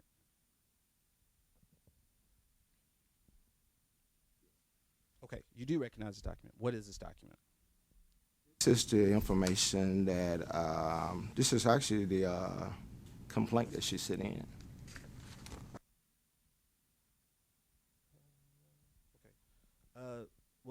This is actually a judgment from the circuit court in Memphis, Tennessee. Okay. Now, I'm not. But you said you testified that you do recognize. You've seen this before. Actual information. It looked like it's the same information prior to the complaint. Okay. Well, Mr. Creighton, you are. This is a judgment from the state of Tennessee, and I would like to move this into evidence as a next numbered exhibit. And I know there's going to be. Any objection, Mr. Tootin? I would object. I don't know. He has nothing to do with this document at all. This is Taranisha Thompson versus Hickory Hill Funeral Home. Response, Mr. Mickens? Well, first response would be that Mr. Creighton is mentioned in the document because this was a final judgment, and so the court found that Hickory Hill was guilty of fraudulently. Let me make sure I get this correct. But the funeral home, while Mr. Creighton was in charge, was guilty of using Miss Taranisha Thompson's embalmer's license without her permission. This is a court of general jurisdiction in the state of Tennessee, which found that, and he's discussed in the judgment. All right, he was not a party to this case, though, and so I am going to sustain the objection. Nothing further. Mr. Tootin, anything further? No. Board members, any further questions? All right, seeing none, thank you, Mr. Creighton. You may resume your seat. Mr. Mickens, further proof from this? Oh, I'm sorry. He had the original of my exhibit number 2. If I could get that back before. No. Have a yellow exhibit sticker on it. Thank you. Any further proof from the state, Mr. Mickens? Nothing further at this time. All right. Board members, do you all want to proceed on with Mr. Tooten's case? You ready? Mr. Tooten, we'll call your first witness, please. Yes, Your Honor. I would call LaFerry Ellis to the stand. Away, He's in the if you wouldn't mind getting him for us. LaFerry Ellis.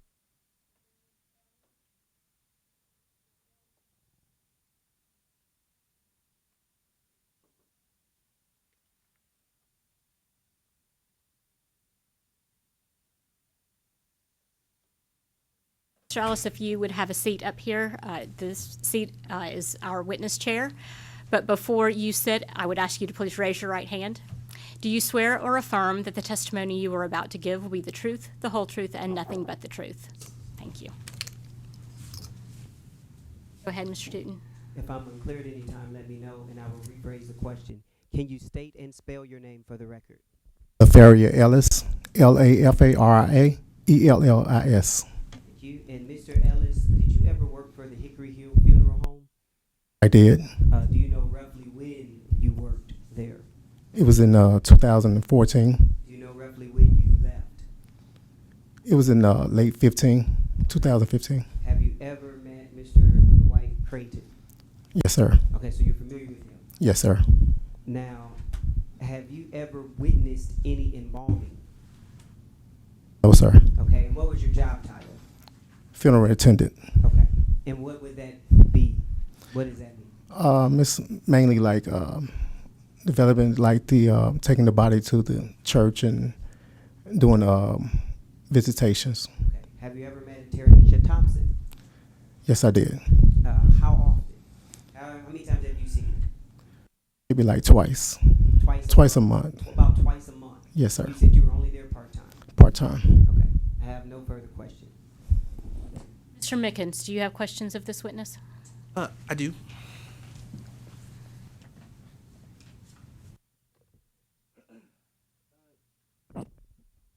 Afternoon, morning, I guess. Mr. Ellis, were you contacted by the state of Tennessee about this case? Yes, sir. That was a yes? No, no, sir. No, sir. That was a no? No, sir. Okay. You do not remember talking to an inspector about this case? Yes, sir. You do or you don't? Yes, sir. Okay. Do you remember the substance of that conversation? Yes, it was asking who was the embalmer and the funeral directors. Okay. Did you ever mention anything to him about seeing Tanisha Thompson twice a month? No, sir.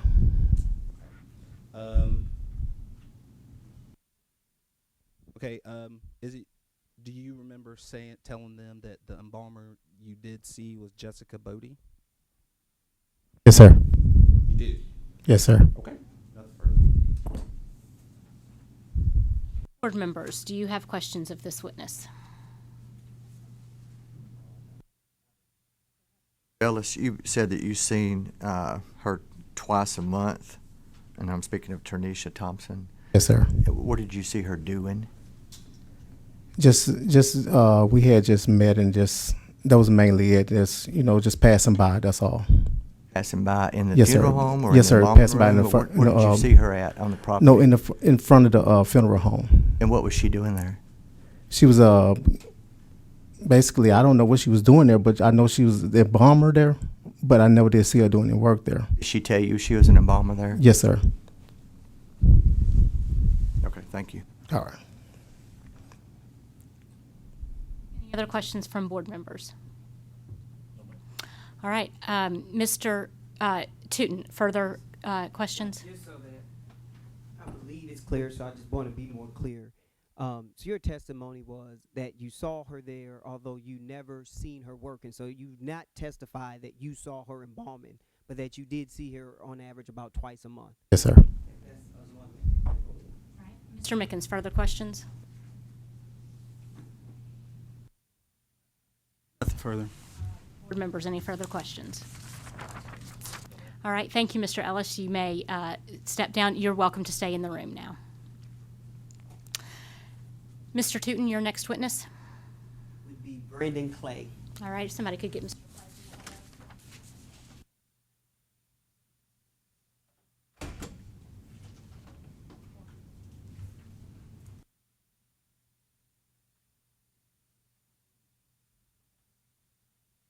Mr. Clay, if you would come up here, this chair in front of the window is our witness chair.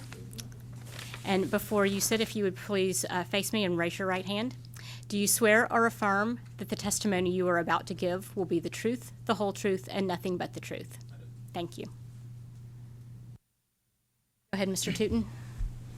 If I'm unclear at any time, let me know and I'll rephrase the name, or rephrase the question. Can you state your name and spell it for the record? My name is Brandon Clay, BRANDONCLAY. And Mr. Clay, did you ever work at the Hickory Hill Funeral Home? Yes, sir. Do you know roughly when you started? I don't know roughly. It was in 2014 when the funeral home first opened. Okay. Do you know when you left?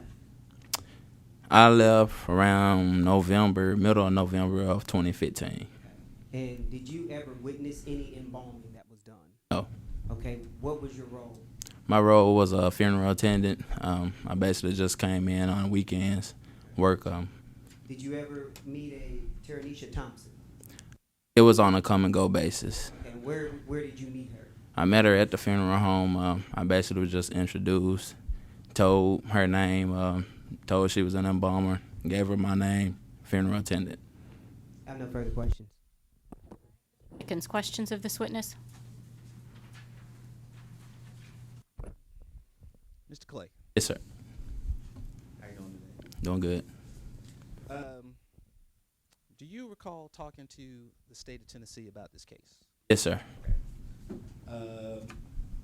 Now, I think you were out in the hallway for most of this, but this case was really about whether or not Tanisha Thompson worked at the funeral home. Okay. Did you ever tell investigators that Tanisha Thompson worked at the funeral home? I told him I recall being introduced to her as the embalmer at that time. Okay. Your testimony is you told my investigator that you introduced yourself to her, and she said, "I'm the embalmer here," and you said, "I'm the funeral attendant." Okay. I'd like to approach, please.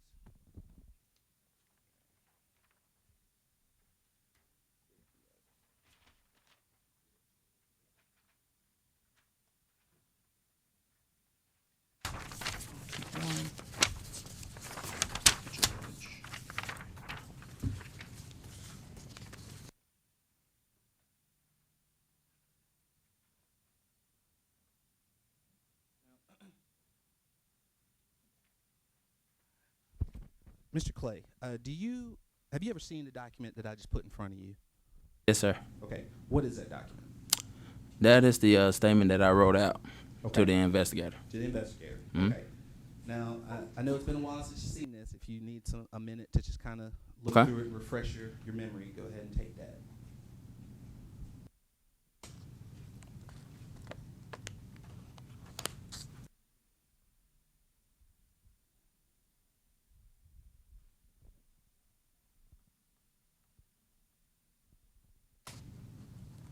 Just whenever you're ready.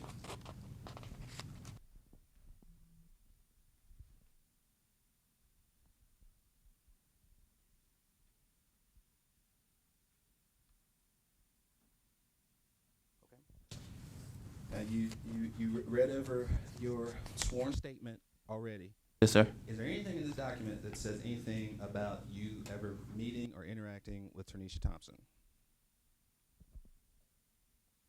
No, sir, not in the document. Okay, nothing further. I'd like to introduce this into evidence as the next numbered exhibit.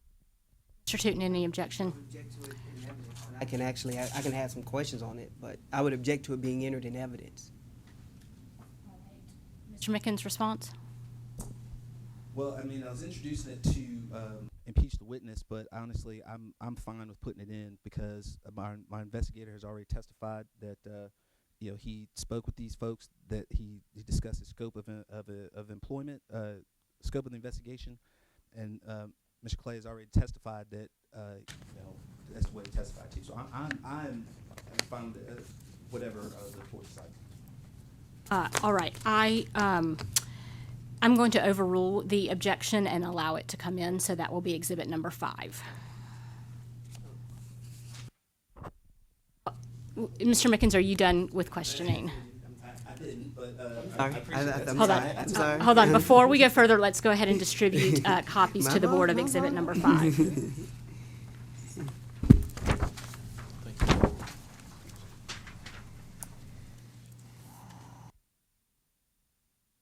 All right, go ahead, Mr. Mickens. Nothing further. All right, Mr. Tootin.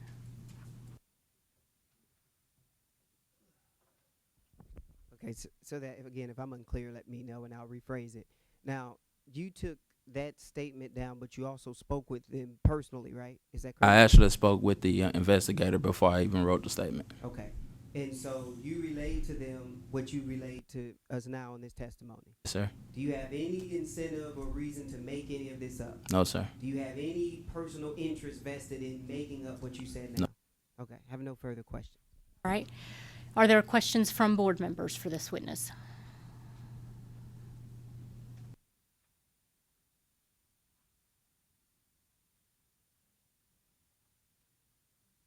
All right, Mr. Mickens, any further questions? Just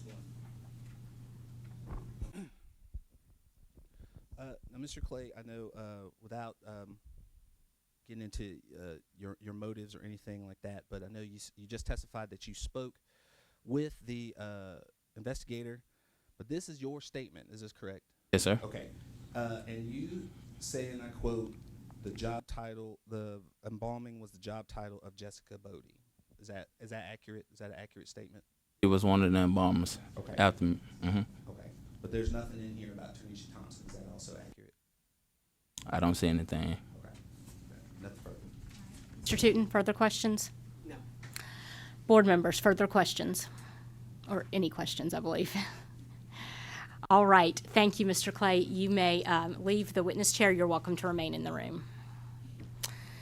Mr. Tootin, further proof? No, Your Honor. All right. Mr. Mickens, any rebuttal proof from the state?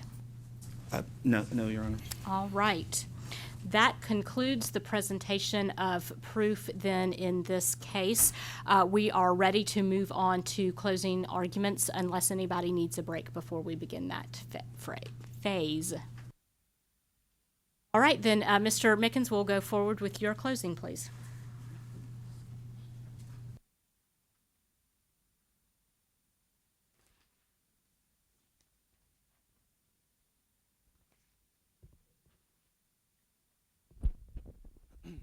Your Honor, members of the board, we began today with a simple question. Again, that question is, how do you prove someone worked at a place when they say that they didn't work there? We've had a lot of testimony live and through sworn statements, and at the end of the day, we're at the same place we were at the beginning. Mr. Creighton, with other than his testimony, there is not one document that shows that Tanisha Thompson ever worked there. There is not any person who has testified that they saw her working. Now, there have been people that testified that they had run into her and those kinds of things. But as far as any piece of documentary evidence that shows, that would tend to show that Tanisha Thompson was working as an embalmer at any time at Hickory Hill Funeral Home while Mr. Creighton was the manager, there's nothing in the record about that. And based on that, because of the egregiousness of the offenses alleged, and based on the testimony and the evidence presented, the department respectfully requests that the board enter an order revoking Dwight Creighton's funeral director's license, as well as awarding all of the department's prosecutorial, investigatory, and hearing costs.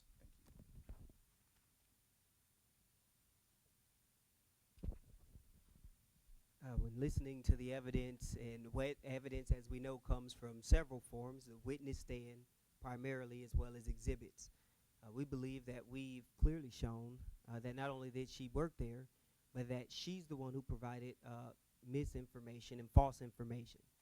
That got us to where we're here now. Mr. Creighton has no history of involving himself in any type of improper conduct since the entire time since he's been licensed. He has no incentive in this matter to start now. There was no evidence or anything that was given to us that would make us say, oh, that's what would make him do that. There was literally nothing that would give him an incentive to do that. Now, Taranisha Thompson, according to her affidavit, went by there and then never came by again. So it's rather interesting to hear in the closing argument that we've now adjusted our position to say, well, wait a minute. Well, maybe she was there all the time, but she didn't work there. That's a very interesting stance to take now. Clearly, she was working there, and how do we know this? Well, he did testify. We did have a business card made for her that had her personal cell phone number on it as well, which would be very unusual to do that if you're trying to keep it a secret from somebody that they work there, because the odds of them getting calls are very high when you add the cell phone to it. But you have the cell phone number on it. You have their license information, which we're supposed to believe was just given one day and never again. But then we even have further details from Mr. Creighton himself to say he interviewed her and he met her through Jeremy Harris, who was a part of the funeral home and who she was coming by with them. And so then you have these part-time workers who have no incentive, no reason to make this up or lie, and said that, and let's be clear what they said. They didn't just say that we met her or we just met her as coming and going. They said we met her and she was introduced as an embalmer. That's the big difference. And so how does that square up with even the affidavit from Taranisha Thompson? It doesn't. And so for us to pretend like we didn't hear that or that we can't acknowledge that that's essentially, it sounds like what we're being asked to do. And so when we look at what was presented, and then we had Brandon Clay, LaFari Ellis, and also one of the exhibits that they entered in, I believe it was the affidavits that was listed. I want to say that was Exhibit 3. Let me make sure. No, that would have been Exhibit 4. I apologize. And I think one of the board members hit on it. Quite frankly, they were mentioning an Andrea Taper, who's somebody else who was there for quite some time. I believe she was the second to last one. And again, a lot of the way these affidavit is written, it gives you an impression or an understanding of what questions was asked to precede it. So in other words, if you're not asking, did Taranisha Thompson ever work there, and then following it up, or did you ever see her, it's understandable how you'll get a typed document that doesn't always clarify that. But in Andrea Taber's statement on the affidavit, one of the things she said after she mentioned about getting payment in cash and things of that nature, she said Dwight Creighton completed death certificates and any other paperwork Taranisha Thompson started. Now, again, if this is something to where she's saying, but I don't know if she started it or I don't know what she did, she would have said, she wouldn't have said that, or they would have asked for clarification. She clarified that this paperwork was started by Taranisha Thompson and then she finished it. Now, if she didn't see her embalming, that's not really a shock, considering that there's not many people, if any, other than the embalmer in the room. But this is the affidavit that they admitted, along with now the evidence that we've admitted as well. So there's no question that she was working there. So the question is, if she was working there, and all these that they put in their allegations, embalming happened during the time period in which we've argued and alleged that she's worked there, and we presented that through the testimony of Mr. Creighton, then there's been no violation. And then I heard the argument, it sounds like, was being made that Mr. Creighton at some point did some embalming on his own. But I would like to put, quite frankly, if that was truly the case, and if anybody truly believed that that was the case, I think that would have been alleged in the charging document. I'm quite sure that in that charging document, when they're telling you what it is that you've done wrong, they would have said, Mr. Creighton, you also embalmed when you should not have on this date by this person. It didn't say that. There's a good reason for that, because that was not credible. And so we ask that you unsuspend his license and let this man go back on to being the person he was before this incident and the person after and the person during. A reputable person with an extensive history in this field with no complaints ever prior to this. Thank you. Thank you, Mr. Tootin. Board members, I am going to ask that we take about a 15-minute break at least before I begin my charge to you, and then we move on to deliberations. If you all would like to break for longer in order to get lunch, I am also open to that as well. I just would like to know your preference.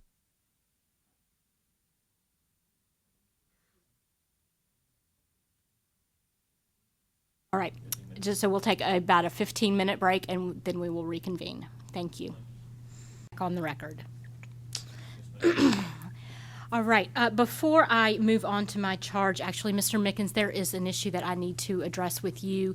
You mentioned the assessment of costs in your closing statement. In reviewing the notice of hearing and charges, I do not see a request for costs in that document. I wanted to give you the chance to point that out to me if I overlooked it.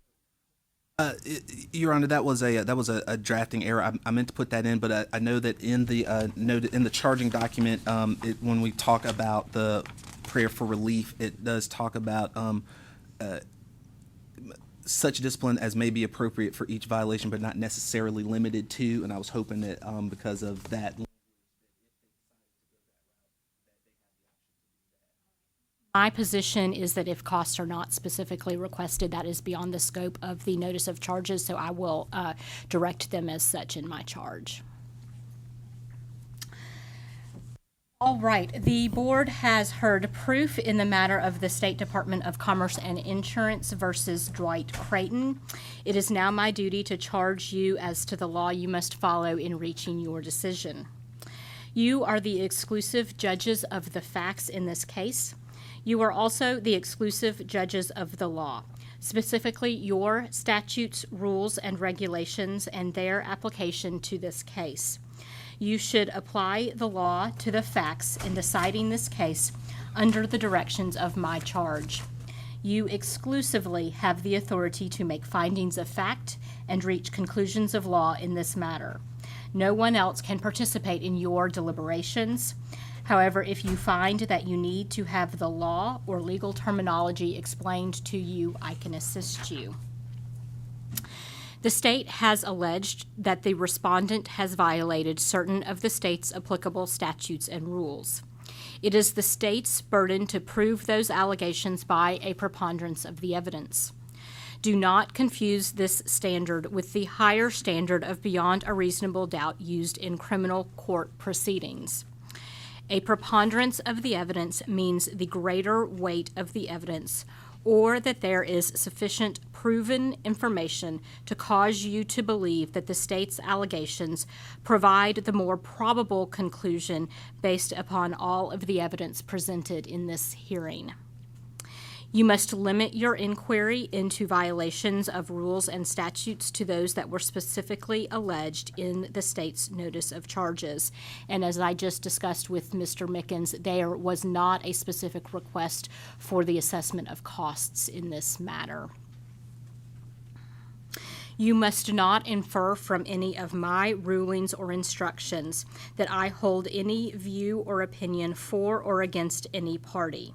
None of my remarks have been intended to indicate an opinion as to the facts or what your decision should be.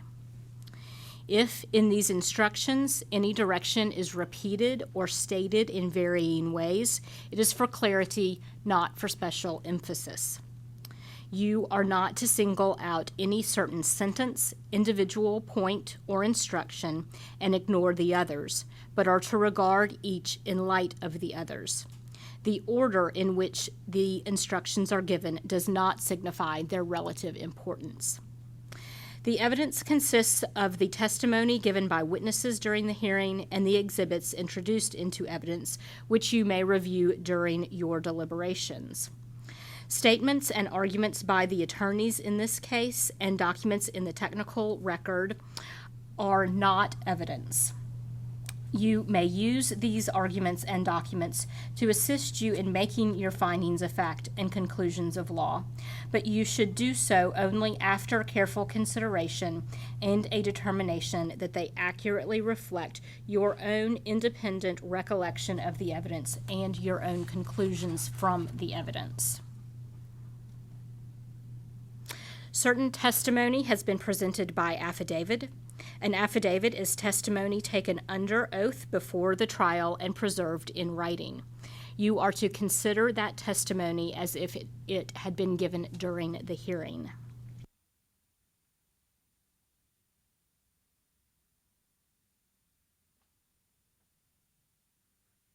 Are the sole and exclusive judges of the credibility or believability of the witnesses who have testified in this case.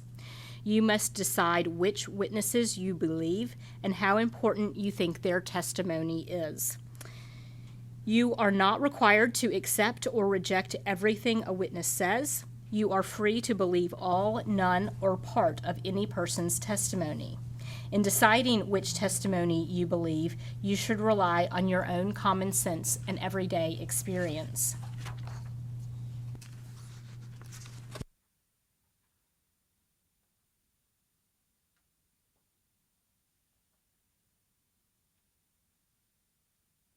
Although you may only consider the competent evidence presented during this hearing in making your decisions, this does not mean you are required to set aside your common knowledge or expertise in the field of funeral directing and embalming. You may, and in fact should, weigh the evidence in light of your training and your own observations and experience. You should always keep in mind that the state bears the burden of proving the charges. The respondent does not have the burden of proving that he is innocent. The Administrative Procedures Act specifically requires your order to contain 4 sections. 1, findings of fact. 2, conclusions of law. 3, a decision regarding what disciplinary action shall be taken, if any. And 4, the policy reasons for your decision and determination.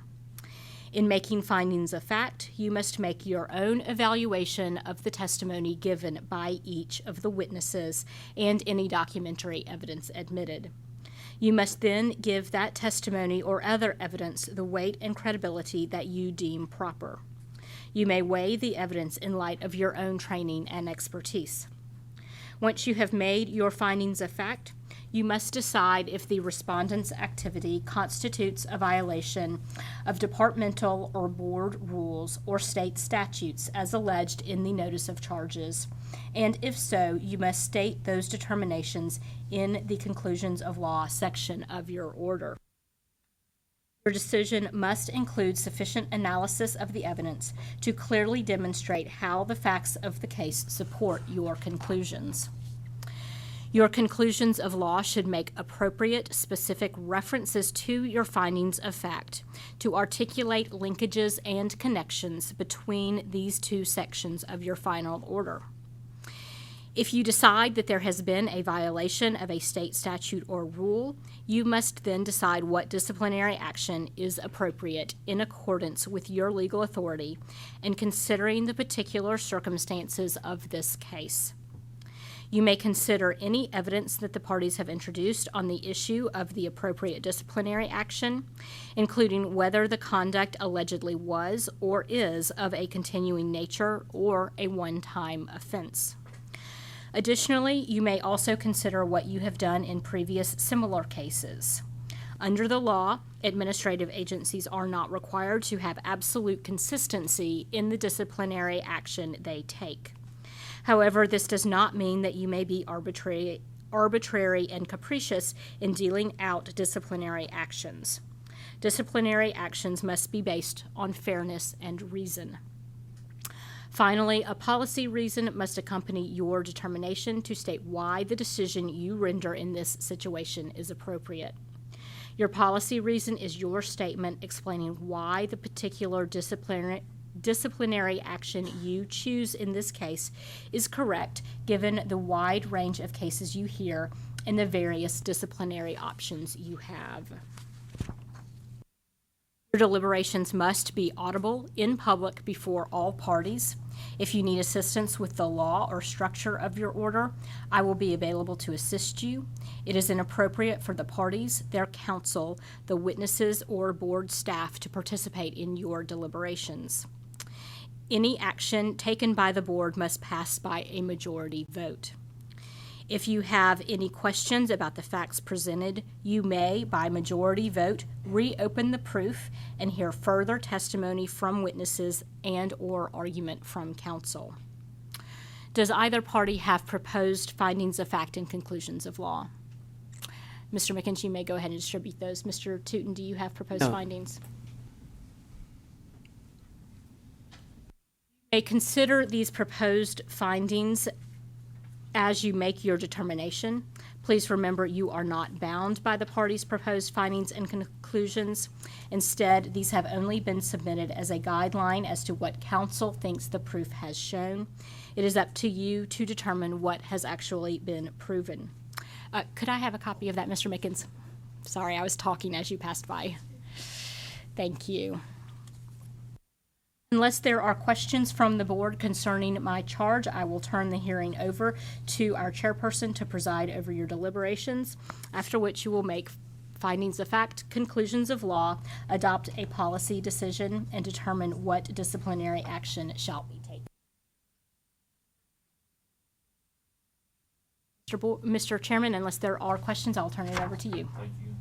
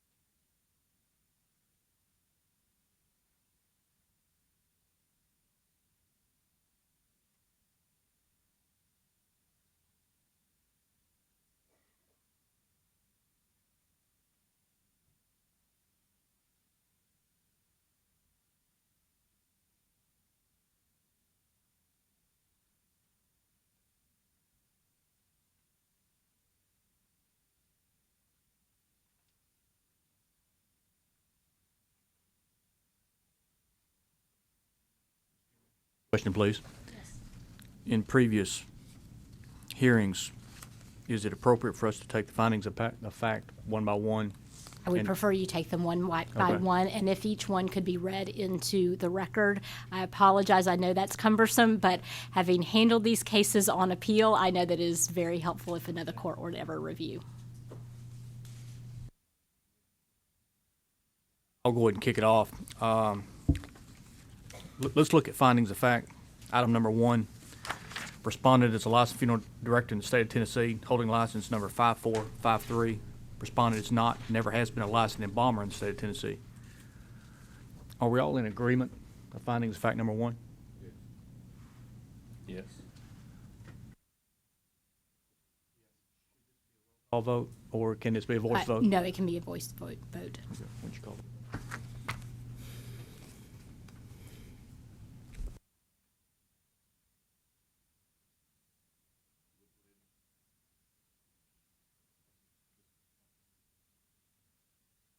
All in favor say aye. Any opposed? And number 1 carries then. Findings of fact number 2, per a letter from respondent to the department, Hickory Hills Funeral Home, the respondent as manager, opened for business on August 18, 2014. At all times pertinent, respondent was manager of Hickory Hills Funeral Home of Memphis, Tennessee. Discussion on item number 2.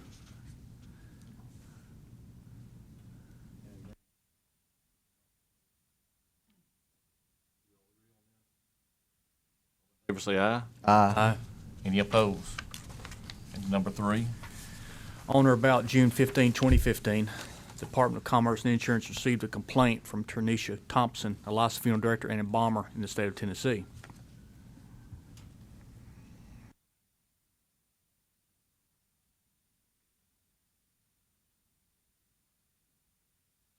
I think the state's proved that. Does everyone agree to this?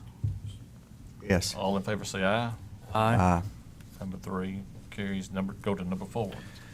In her complaint, Ms. Thompson alleged that Hickory Hill Funeral Home, with respondent as manager, was using her embalmer's license number without permission to fraudulently file multiple death certificates with the state of Tennessee.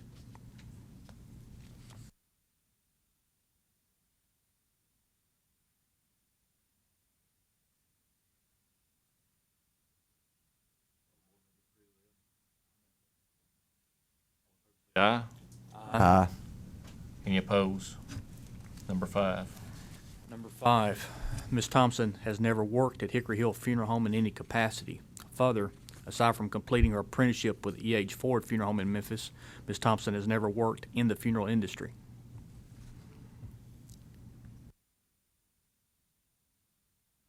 Five is for discussion. I think that's what everyone was trying to prove or disprove here today.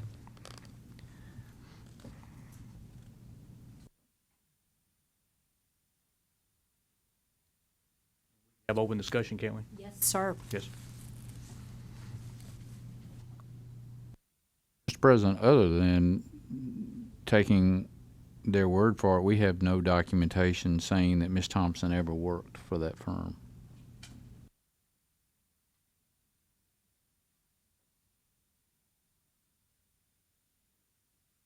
Five is no.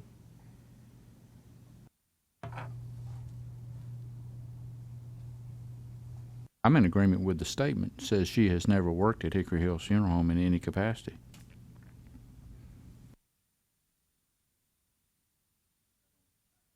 I didn't hear where it was reputed otherwise, other than just taking their word for it.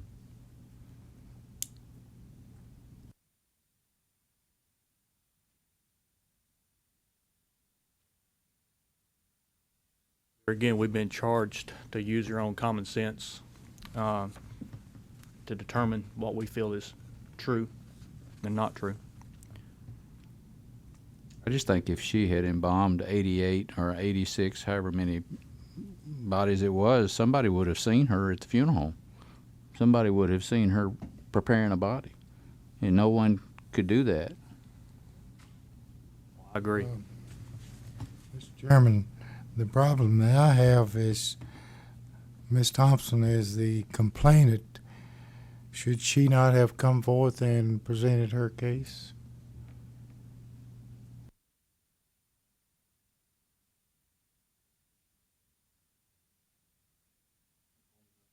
Affidavit from her. Which is the same as sworn statement. Okay, in person.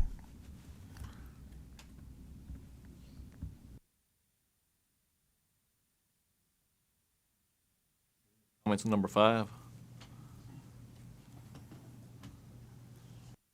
For number 5? Aye. Any opposed? Motion carries to number 6. Between September 2, 2014 and June 4, 2015, respondent in Hickory Hill Funeral Home submitted approximately 88 death certificates to the state of Tennessee that fraudulently listed Ms. Thompson as purported embalmer.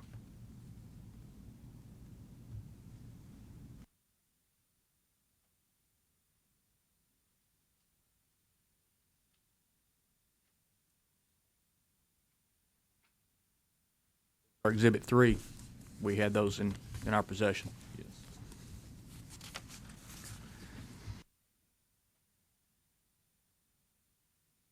That also falls back on number 5. I mean,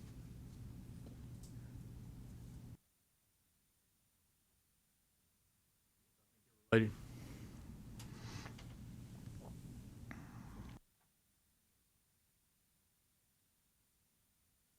see it as a true statement.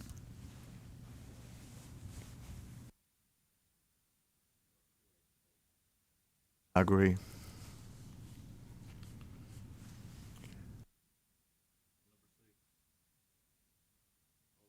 Aye. Aye. Any opposed? Number 7.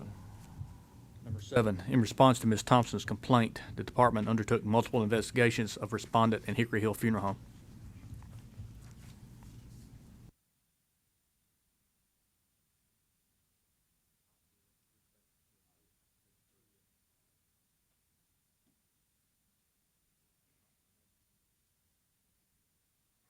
Number 7, all in favor say aye. Aye. Any opposed? Number 8. The investigator confirmed that Ms. Thompson did apply for a job with Hickory Hill Funeral Home and did interview respondent in his role as manager there. However, Ms. Thompson has never worked at Hickory Hill Funeral Home as an employee in any capacity.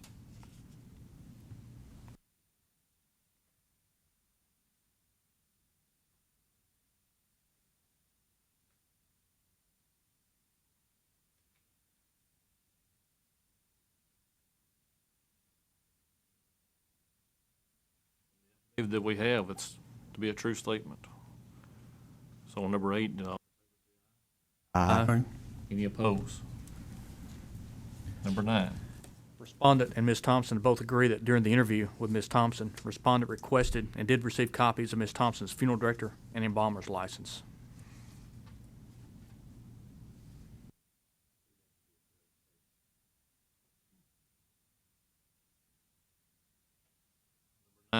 All in favor say aye. Aye. Any opposed? Number 10. Each document given to respondent displays Ms. Thompson's respective license number with the state of Tennessee.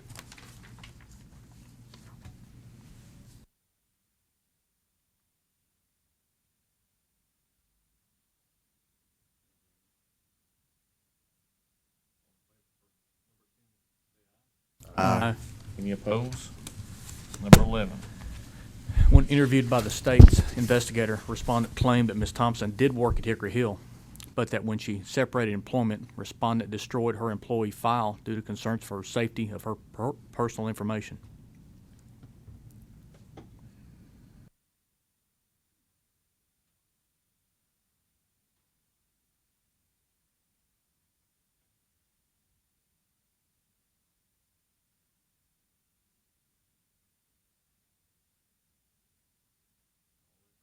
Number 11 say aye. Aye. Any opposed? Motion carries for that. Number 12. Respondent admitted to the investigator that he had no evidence to refute Ms. Thompson's allegations that she never worked at Hickory Hill Funeral Home in any capacity or to show a work history for Ms. Thompson at his funeral establishment.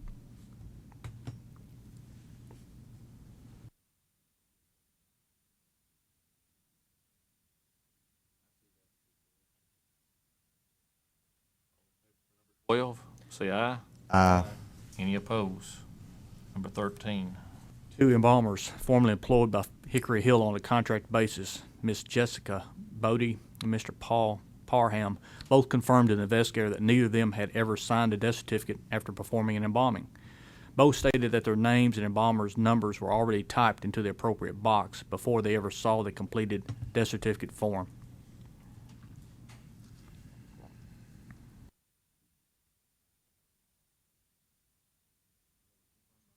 David, that's correct. All in favor for number 13 say aye. Aye. Any opposed? Number 14. Another former employee of Hickory Hill Funeral Home, Miss Andrea Tabor, stated that during all times relevant, respondent Creighton completed all death certificates filed on behalf of Hickory Hill Funeral Home.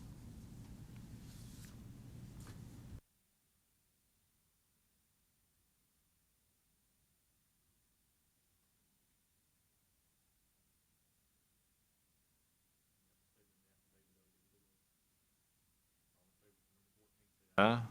Aye. Any opposed? Number 15.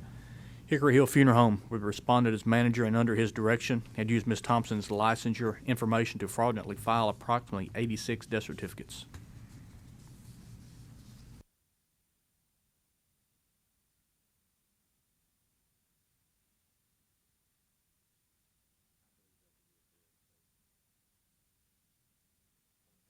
Fifteen, say aye.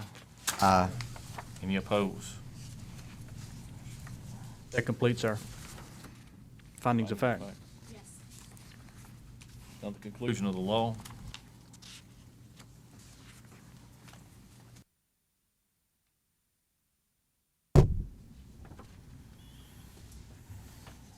Take these one by one as presented. Yes, sir. Okay. And read as well. Yes, sir. Okay. I'll be the designated readee. Conclusions of law. Item number 1, respondents' acts and conduct constituted violation of Tennessee Code annotated 62-5-317A, subchapter 4, which states in pertinent part of the following. A, the board may refuse to grant or may suspend, revoke, or refuse to renew any license granted to any individual under this chapter if, item number 4, the applicant for or holder of the license has been guilty or immoral or unprofessional conduct.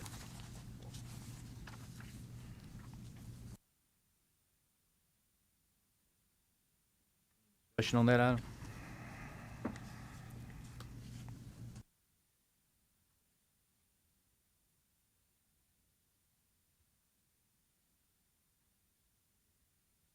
Revocation can be for a period of time or permanently.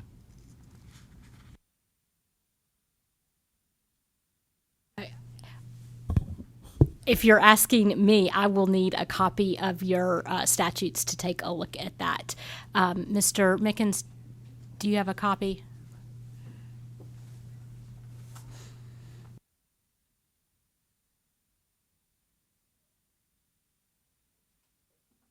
Never mind. One of the board members has shared a copy with me. Thank you.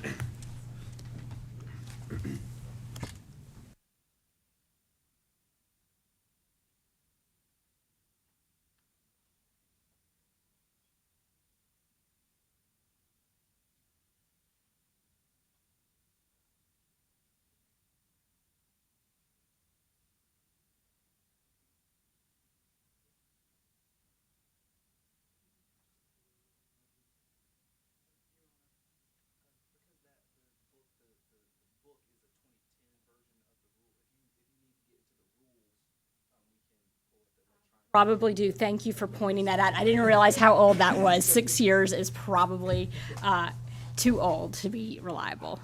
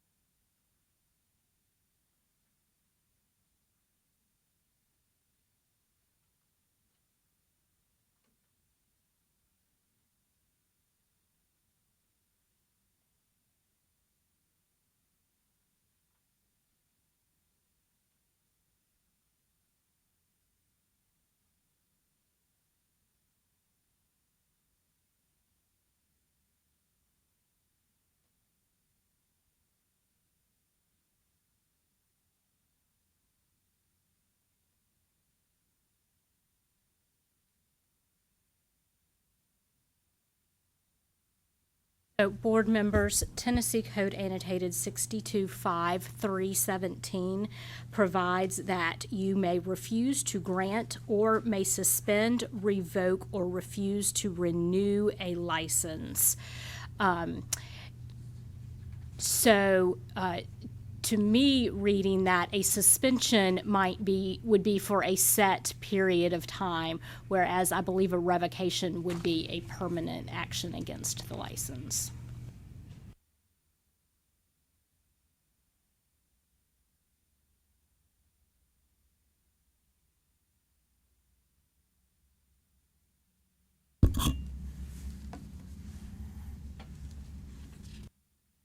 Appropriate to vote on these conclusions of law one by one. Yes, sir. Okay. On the conclusion of law, on the number one, all agreement to that, say aye. Opposed? Now it's number two. Respondents' acts and conduct constitute a violation of Tennessee Code Annotated 625317B1, which states in pertinent part the following. B. In addition, the board may refuse to grant or may suspend, revoke, or refuse to renew any license granted for the operation of a funeral establishment or to any funeral director or embalmer under this Chapter 4. Number 1, misrepresentation or fraud in the conduct of the business of the funeral establishment.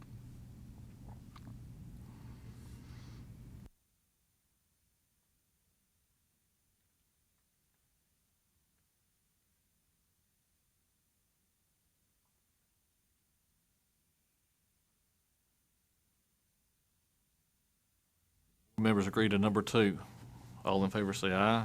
Aye. Any opposed? Number three. Respondents' acts and conduct constitute a violation of Tennessee Code Annotated 625317B, Part 12, which states in pertinent part the following. B. In addition, the board may refuse to grant or may suspend, revoke, or refuse to renew any license granted for the operation of a funeral establishment or to any funeral director or embalmer under this Chapter 4. Number 12, knowingly making any false statements on the certificate of death.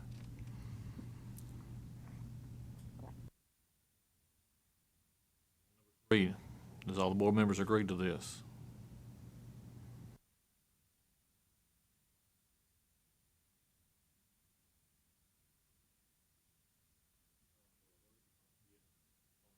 Aye. Aye. Any opposed? Number four. Respondents' acts and conduct constitute a violation of Tennessee Code Annotated 625317B17, which states in pertinent part the following. B. In addition, the board may refuse to grant or may suspend, revoke, or refuse to renew any license granted for the operation of a funeral establishment or to any funeral director or embalmer under this Chapter 4. Number 17. Failure to comply with any of the provisions of this chapter or any rule or regulation promulgated or adopted by the board.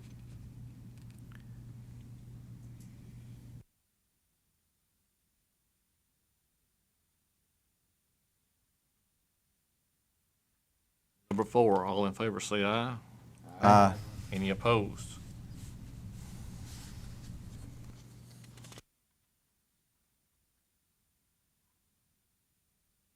I'll continue with the last paragraph of the conclusion of law. Respondents' violations of the above Tennessee Code sections constitute grounds for the revocation or suspension of respondent's funeral director's license pursuant to Tennessee Code Annotated 625317 and or the imposition of other lawful discipline, including the imposition of civil penalties and cost pursuant to Tennessee Code Annotated 5610308A and 561-311, Tennessee Comp R and Regs 0660-8.01 civil penalties, and Tennessee Comp R and Regs 0780-5-11-.01 assessment, investigatory, and hearing cost of the rules of the Department of Commerce and Insurance, Division of Regulatory Boards.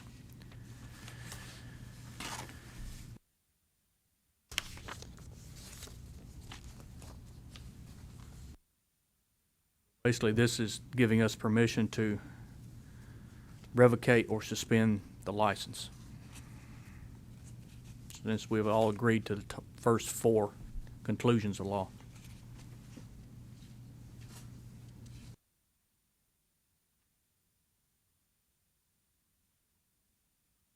Proposed judgment would need to come in the form of a motion, I'm assuming? Well, if you, you haven't quite gotten there yet. If you look to the next page, that goes on to proposed judgment. I would suggest that you go ahead and vote on that last paragraph of the conclusions of law. All in favor of the last paragraph, the conclusions of law, say aye. Aye.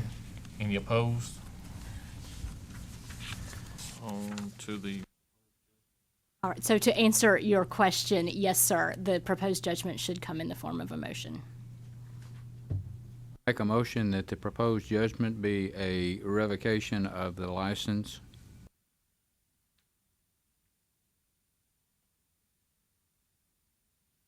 Second. motion, Mr. Rom, and a second by Mr. Hams. All in favor say aye. Aye. Aye. Motion carries. Just to clarify on the language that we have here, it contemplates for a period of days or months. You might want to specifically address that language to effectuate what you all want to do. My motion was for a permanent revocation.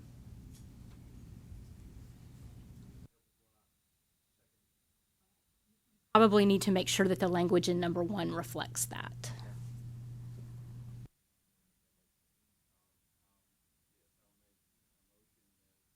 As far as proposed judgment, the wording is that the director's license number 5453 shall be immediately revoked indefinitely.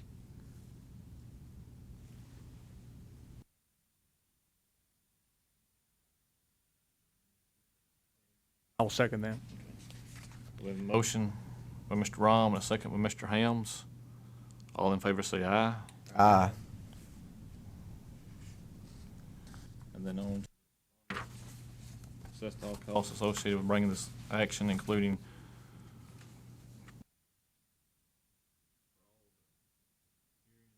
investigation cost.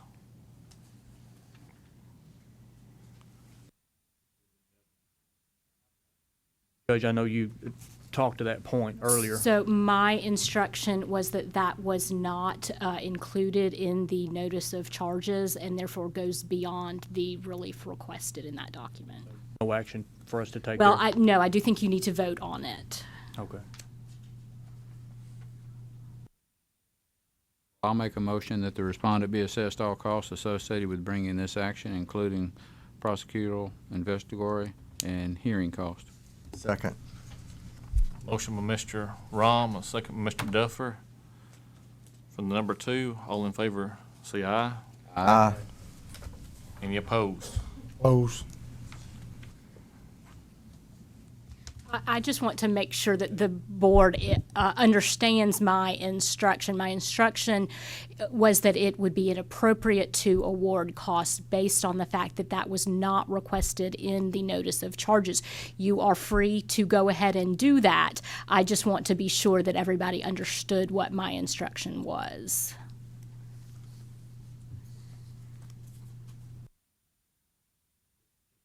Clarification.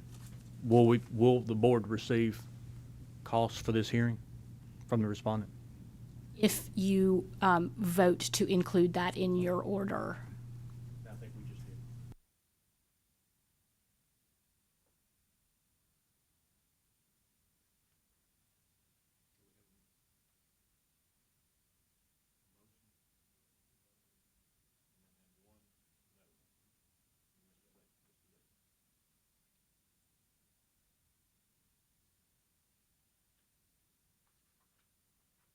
Ready for the policy reason? Yes, sir.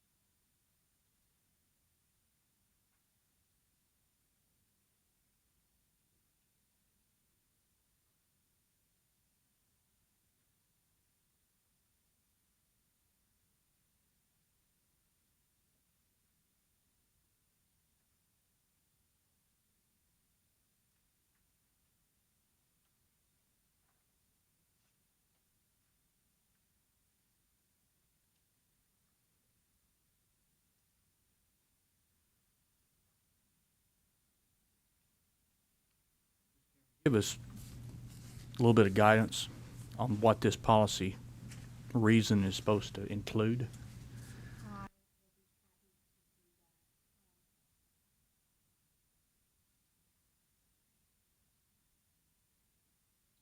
So your policy reason tells the public and reviewing courts why the disciplinary action you chose in this case is proper, even though it may be different from what you have done in past cases or what you may do in future cases.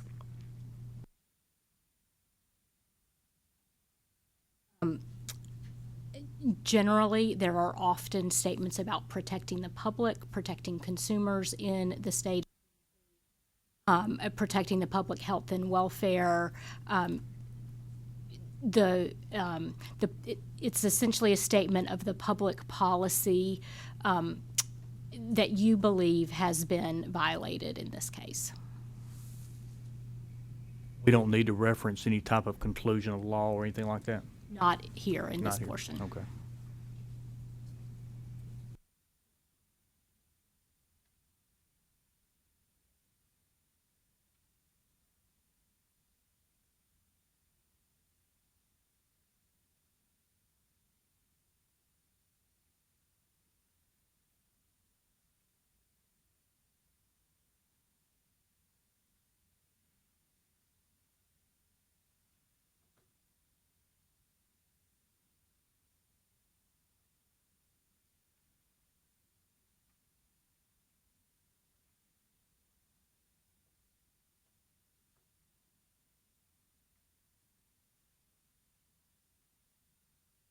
Started, and then we'll see if this is sufficient.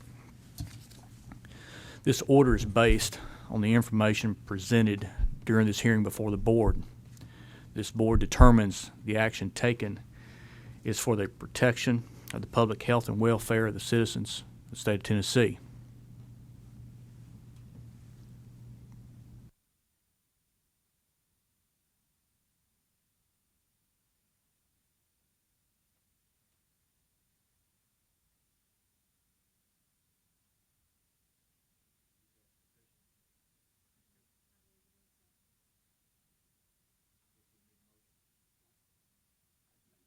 I present that as a motion.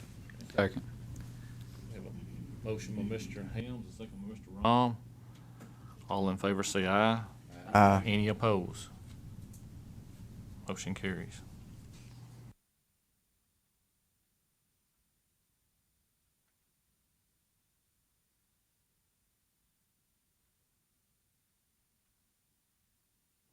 I believe that concludes the board's deliberation unless any board member has anything further.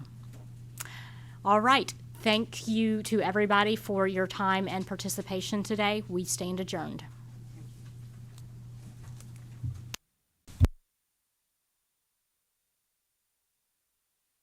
On to the minutes today. Have time to review the May 10th, 2016 minutes. Motion to approve is presented. Second. Motion by Mr. Rahm, a second by Mr. Duffer. All in favor say aye. Aye. Any opposed? Motion carries. And on to the minutes for June. They will be displayed in the September meeting. Now to the legal report. Ms. Allison Ratton. Good afternoon. We've got 17 complaints to address on the legal report today. The first is against a funeral home, funeral director, and an operations manager. So numbers 2016021071, 2, and 3. Complainant, decedent's wife, alleges that the operation manager assisting her with the funeral arrangements and directing the visitation, funeral service, and burial was engaging in funeral directing without a license. The complainant also alleges the operation manager did not show her a price list. On the operation manager's business card, it states non-licensed funeral director, non-licensed embalmer. These descriptions are also on the establishment's price list at the time of the events described herein. The operations manager had obtained a registration for apprenticeship, but it had lapsed a few months prior to the events described herein. As of July 2016, the operations manager is the only employee pictured on the website. He is described as not a licensed funeral director and not a licensed embalmer on the website. The complainant produced a photograph of the operations manager standing front and center at decedent's funeral service. In her response, the funeral director, by her own admission, was not involved in the funeral arrangements. She alleges a funeral director from another home was present. However, during the investigation, that supposed assisting funeral director stated by sworn affidavit that he was not present for the funeral arrangements, visitation, funeral, or graveside service, and the complainant stated she never saw him at any of these events. He further stated that he in no way participated in assisting the family during funeral arrangements. His affidavit conveys that all he did was embalm the body one day after the funeral arrangement meeting. He states he only saw the family when they came by for the first viewing, and his only work in this matter was embalming, dressing, body prep, casketing, and redressing. The operations manager and funeral director have conflicting accounts of when the funeral director and visiting funeral director were purported to be involved in the various stages of assisting this family. And so our recommendations based on this establishment being guilty of similar violations in the past involving this very same operations manager is a consent order for a $4,000 civil penalty and authorization for a hearing for aiding and abetting an unlicensed practice of funeral directing, order to pay investigation costs, and order to allow random inspections regarding unlicensed activity, and provide the board a monthly report of all cases and all employee involvement on said cases for 3 months. For the funeral director, we propose a consent order for a $1,000 civil penalty and authorization for a hearing for aiding and abetting unlicensed practice of funeral directing. For this operations manager, we propose a consent order for a $2,000 civil penalty and authorization for a hearing, as previous complaints have addressed his misrepresentation and the field representation. Our field representative personally addressed said misrepresentation in the past to him.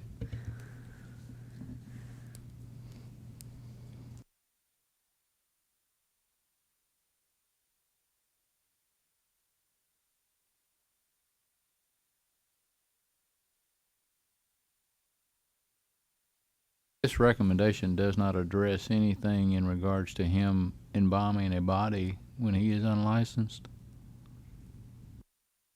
No, it does not, because the visiting embalmer was the one who stated by sworn affidavit that he in fact embalmed this body. It was just everything else was done by this unlicensed person, allegedly.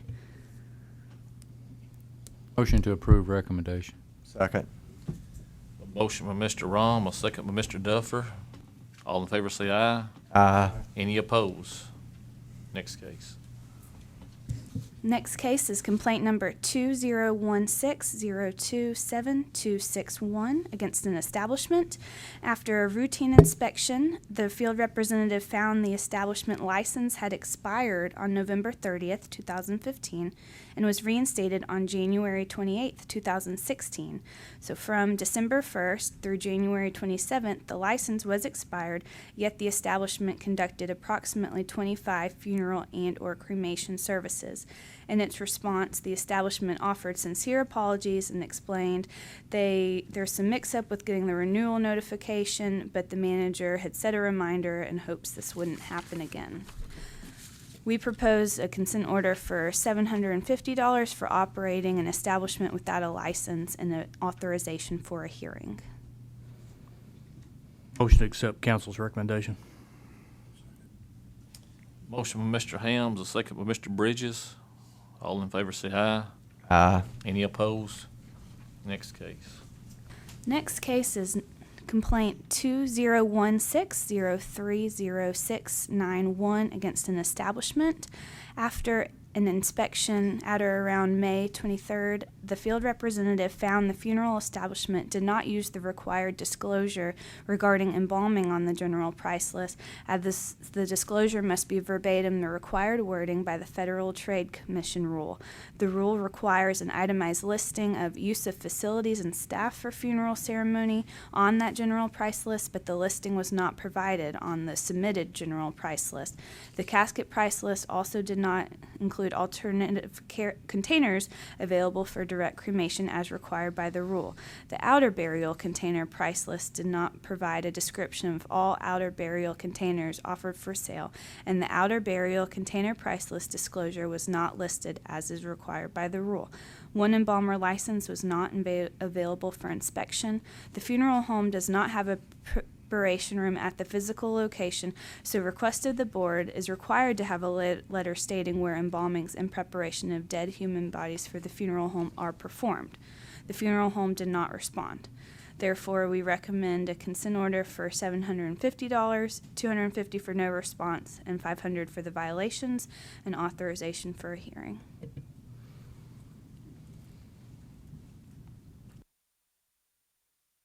Motion to accept. Second. Motion by Mr. Helms, a second by Mr. Rom. All in favor say aye. Aye. Any opposed? Motion carries. Next case. Next case is number 2016-033601 against an establishment. After a routine inspection of the establishment, the field representative found both the required delivery of human remains receipt and required delivery of cremated ashes receipt were not being kept by the establishment, nor were the receipts entered into the computer system as required by law. Examining the identification devices for 4 casketed human remains revealed no social security number was present, and for the cremated remains of one person, no social security number or date of birth was on the identification device, as required by law. In its response, respondent apologized for the oversight and explained a new company policy was implemented to manually enter this information so that in hopes of preventing these sort of violations in the future. We recommend a consent order for $500 and an authorization for a hearing.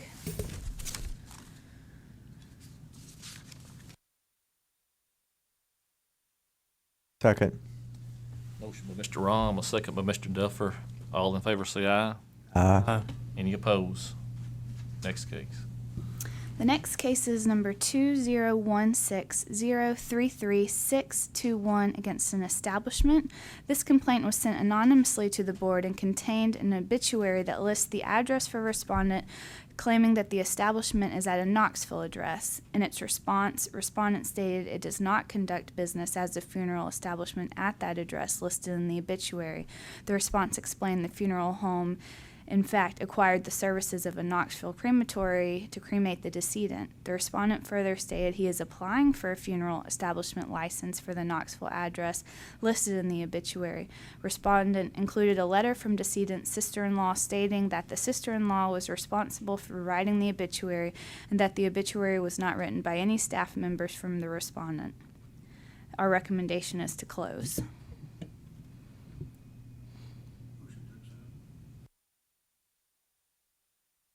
Second.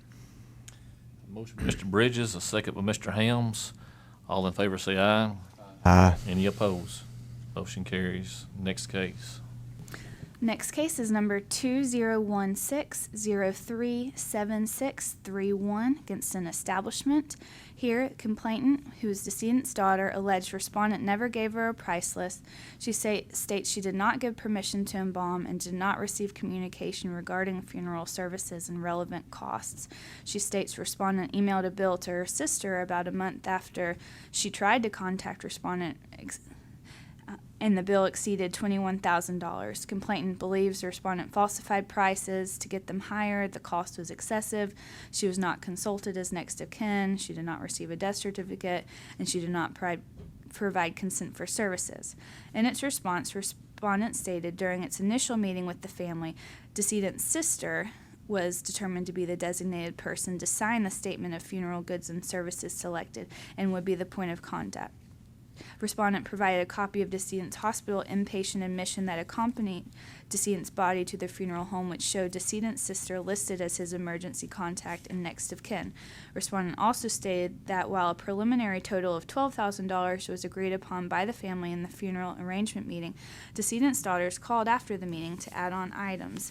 Decedent's sister provided a letter stating she was given a price list, gave permission to embalm, and was pleased with the service.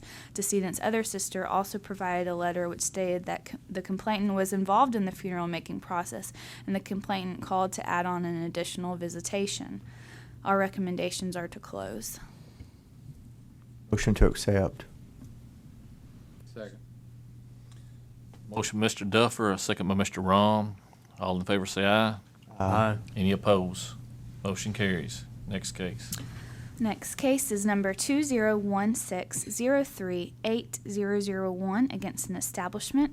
After a routine inspection of the establishment, the field representative found two decedent's files failed to retain a copy of completed cremation authorization with the funeral director's signature. At the date of the inspection, the establishment website stated direct cremation starting at $1,177, yet failed to include an itemized listing of each and every item offered and price of each item as required by law. Examination of a random sample of completed statement of funeral goods and services selected showed the establishment failed to accurately specify each goods and services included in the funeral packages sold to customers and accurately identify the packages selected. The representative explained to the funeral director that the statement of funeral goods and services selected is only listing a package price of total services selected instead of itemizing items purchased and the price of the items, and there is no explanation as to how the statement of funeral goods and services selected is being adapted for package offerings. In its response, respondent stated it put a new policy in place to prevent violations for cremation forms not being signed, removed the problematic website language, and included individual prices to clarify service prices. Our recommendation is a consent order for $500 and authorization for a hearing.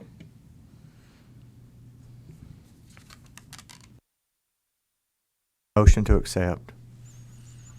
Second. Motion by Mr. Duffer, second by Mr. Helms. All in favor say aye. Aye. Any opposed? Motion carries. Next case. Okay. Ne- Okay. All right.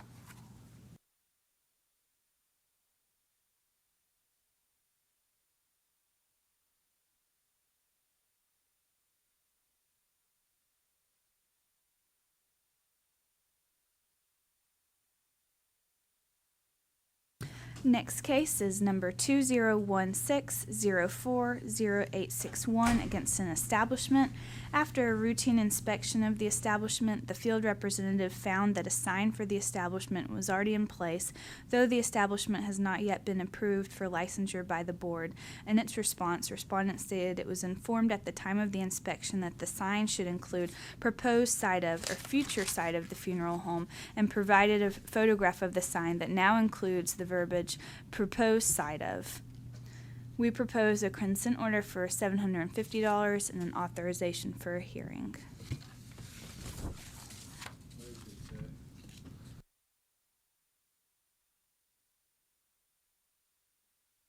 Motion by Mr. Rom, a second by Mr. Bridges. All in favor say aye. Aye. Any opposed? Motion carries. Next case. The next case is number 2016-03-0751 and 2 against a funeral director and embalmer. This complaint was filed by a funeral home employee who alleged the respondent smoked marijuana on company property during business hours. The complainant requested to withdraw his complaint a few days later, but due to the gravity of the allegations, an investigation was conducted prior to obtaining a response from respondent. During the investigation, complainant states he reported the matter because he was disgusted by unlawful acts during business hours at the funeral home and wanted to withdraw his complaint to dissociate himself from the bad reputation of the funeral home. Complainant's employment with the funeral home was terminated the day he was interviewed by the field representative. The funeral home states the termination had nothing to do with the investigation, and employee interviews describe complainant's proclivity to make inappropriate comments. The company that owns the funeral home does not test employees for drugs. Its employee handbook states illegal drug use is strictly prohibited on company property or while performing company business. In his response, the funeral director denied current illicit drug or alcohol use. During the investigation, though, he refused to let the field representative search his personal property, desk, or vehicle. During the investigation, one employee noted tension between the respondent and complainant. Another employee noted that respondent could be volatile, often raises his voice and displays extreme anger, and was told by respondent that she did not have to speak to the investigator. We recommend a letter of warning advising against conduct that reflects poorly on the industry.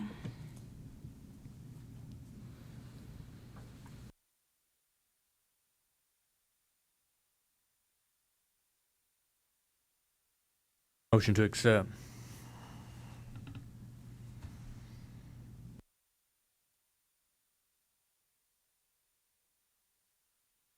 Motion by Mr. Helms, a second by Mr. Bridges. All in favor say aye. Aye. Any opposed? Motion carries. Next case.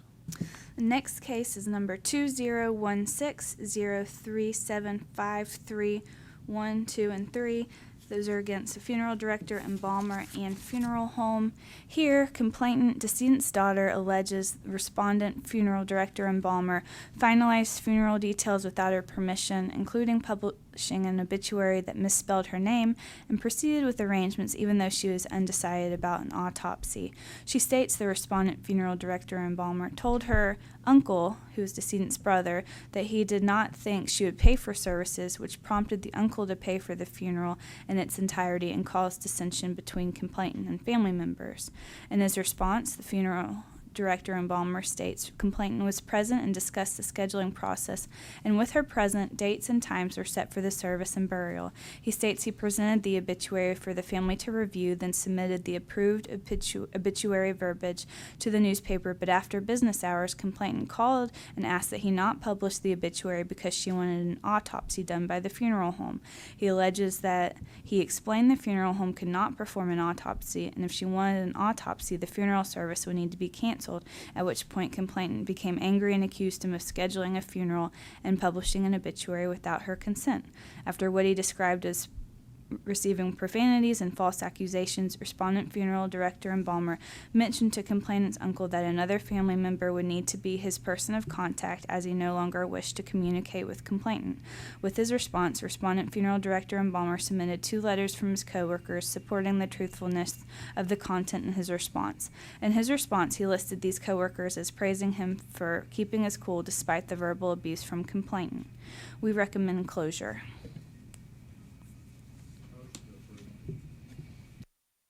Second. Motion by Mr. Rom, a second by Mr. Helms. All in favor say aye. Aye. Any opposed? Motion carries. Next case. Next and final cases are numbers 2016-030-751 and 2 against a funeral director and embalmer. Complainant, decedent's sister, takes issue with the way respondent allegedly responded when the family did not go with her ideas and pushed local vendors. Complainant alleged respondent, funeral director, embalmer displayed lack of empathy by responding that if the home gets the body quick, they can turn it around the same day. In her response, funeral director adamantly denies using this statement. In her response, respondent stated that decedent's daughter had elected to use a florist in another city and was frustrated that she had to travel to get the flowers. It was then that respondent, funeral director, embalmer suggested a local florist, and decedent's daughter accepted that florist's services. Then decedent's daughter contacted complainant, who instructed her to keep the original florist plan in place. A funeral home employee submitted a letter stating that decedent's daughter seemed pleased with respondent, funeral director, embalmer's offer to help to find a local florist, but then told but then told them complainant wanted to keep their original florist, so respondent funeral director embalmer called back the local florist and canceled per this request. Complainant also states the obituary was incorrect, and despite complainant emailing respondent funeral director embalmer an updated version, the obituary was not corrected online, and instead respondent funeral director embalmer approached decedent's daughter during the visitation regarding the obituary payment. Regarding the obituary, the respondent funeral director embalmer stated that when she had the necessary information for a newspaper obituary, she approached decedent's daughter, who referred her to the decedent's companion who authorized the obituary. When complainant requested a death certificate, she was told the cost was $15, though she claims the website listed them for $7. Complainant paid the $15 for the the death certificate, and was offended that she received a letter from respondent funeral director embalmer returning her $15, which stated the funeral home does not charge for their administrative duties, but the state of Tennessee requires $15 per certified copy. Respondent funeral director embalmer stated that due to the hostility complainant displayed to funeral staff, it was determined to direct complainant to the state of Tennessee for the death certificate.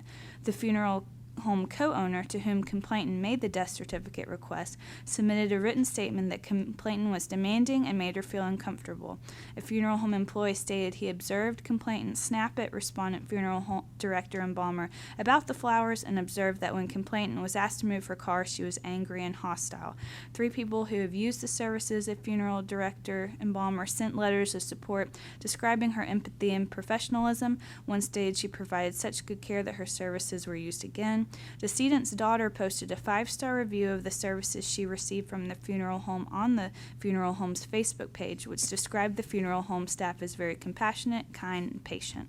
We recommend closure. Motion to accept council's recommendation. Motion by Mr. Duffer, a second by Mr. Davis. All in favor say aye. Aye. Any opposed? Motion carries. Thank you, Ms. Ratton. Now to the director's report. Mr. Robert Gribble. Thank you, Mr. President, board members. This is a legislative update. We're to give these at each meeting, so I just kind of want to recap what we did last meeting. There were no responses received, neither at the June 14, 2016 board meeting or subsequent to it, from members of the board, funeral directors, and embalmers regarding proposed legislation for the next legislative session. Email notifications were sent on July 19, 2016 regarding a 2016 legislative update to those individuals that had registered previously on the board's website to receive a notify about board business. Additionally, another email notification was sent on July 21, 2016 to correct a synopsis error contained in the earlier notify about Public Chapter 915, which dealt with the VA what they were going to charge to inter a spouse. In the caption, we had an amount of $300, and I think it was actually $600 or something, and it created some confusion. And the assistant commissioner over at the Department of Veterans Services contacted us. We have a good communication with them. We work with them, and we told them sure that we'd get with their attorneys, and we thought we could send out because we were just sending it out to begin with to make the funeral directors aware the change wasn't really something that affected the board, but we were trying to be communicate to the Department of Veterans Services was pleased with what we sent out the second time. Report of licenses administratively approved by the Executive Director pursuant to the Board authority for the period of June 14, 2016 through August 8, 2016. Those are listed. Several people got funeral director and embalmer license since the last board meeting. Closed establishment report for the August 9, 2016 board meeting. We have 2 establishments that reported closing since the last board meeting. Essentials Funeral and Cremation Services, 2114 Chapman Road, Suite 110, Chattanooga, Tennessee, and Memphis Mortuary Services, LLC, 2310 Airport Interchange Avenue, Suite 5 in Memphis, Tennessee. Action report for this meeting. It's a report of consent orders administratively accepted or approved by the Executive Director pursuant to the Board authority for the period of June 1, 2016 through July 31, 2016. And those are go into detail as to what each one of them does.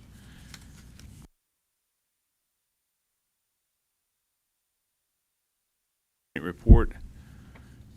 We have a total of 25 complaints. 7 of them are against funeral directors and embalmers, and 18 of them are against establishments. Mr. President, that concludes my report. I'll be glad to answer any questions that any board member has, if they have any question. Motion to approve. Second. Motion by Mr. Rom, second by Mr. Duffer. All in favor say aye. Aye. Any opposed? Motion carries. Approval of licensee applications for individuals. President, there are no individuals to appear before you today. Establishments. There are 2 establishments, board members, and if you look at your iPad, they're both under the same one, and Ms. Mosby has graciously put the color photos there at the end, so that kind of helps you to see what's there. First establishment application is Good Samaritan Funeral and Cremation Services, LLC. Mr. Reed Y. Van Ness is the proposed manager, to be located at 102 Maple Street in Smyrna, Tennessee. This is a new establishment. The ownership's a limited liability company, and the owners are Good Samaritan Funeral and Cremation Services, LLC, with a principal address of 102 Maple Street in Smyrna, Tennessee. And board members, the reason that I could not administratively review this application for approval is when the field rep went out to do the inspection, he noted that there was a chiropractor that was practicing inside this facility at that time, and the chiropractor instructed him that they would vacate that practice within 2 weeks, and then within 2 weeks later, then they would have all their records removed and things of that nature. In other words, they intended to see patients for 2 weeks, and then there would be someone there to distribute records and files to patients for another 2 weeks. So Mr. Van Ness sent us a letter, which you'll see from the chiropractor, that says the chiropractor is no longer located in that building. Of course, Mr. Van Ness is present today, but that's because it had to do with the fixed place of business, and the board's rule regarding the fixed place of business was the reason that I could not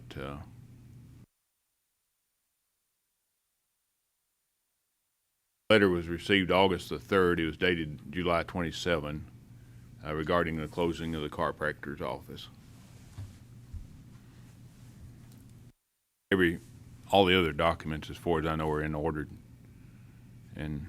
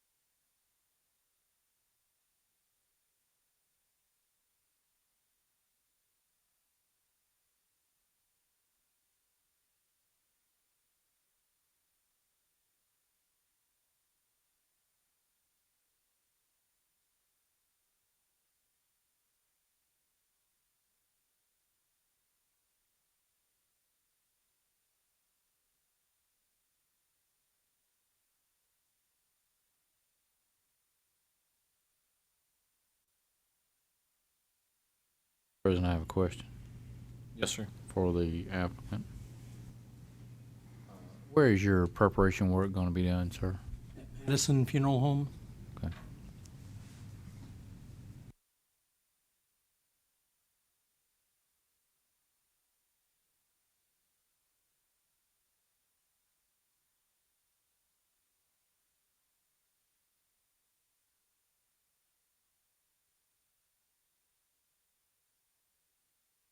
All of your cremations will take place at Highland Hills. Yes, sir, that's correct, sir.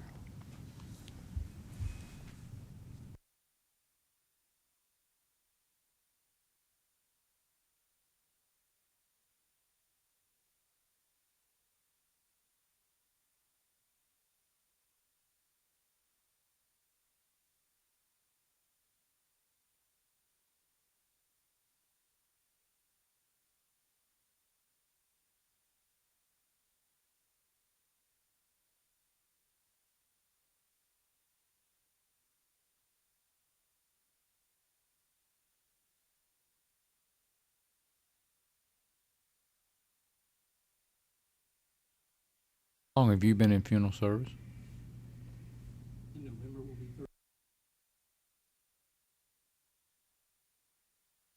Managed a firm before?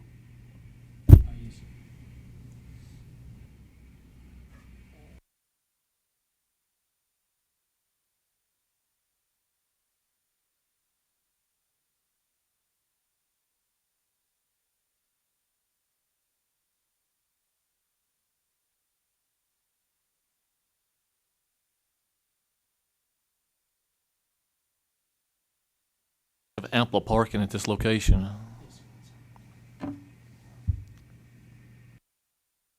What is ample? How many spaces you have? The parking spacing there, the city of Smyrna recommended that there be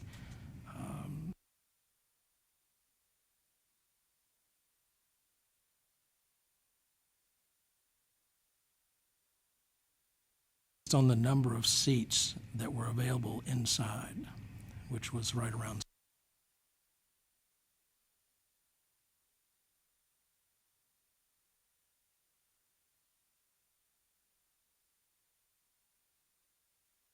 I'm sorry, I can't hear what We you're have an saying. agreement as well with the mosque next door that has a tremendous parking, so we use their parking.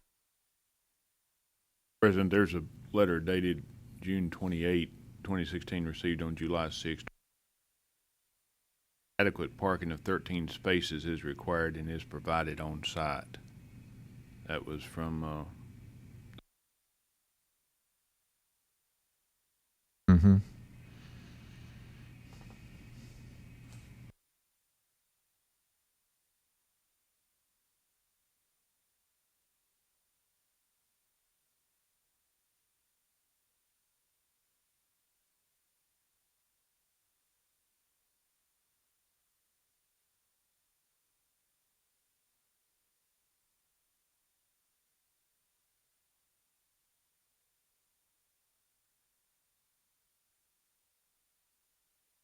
How many acres is this facility sitting on? Do you know? 2 or 3 acres, 4 acres? You're on like an acre? Probably an acre or less.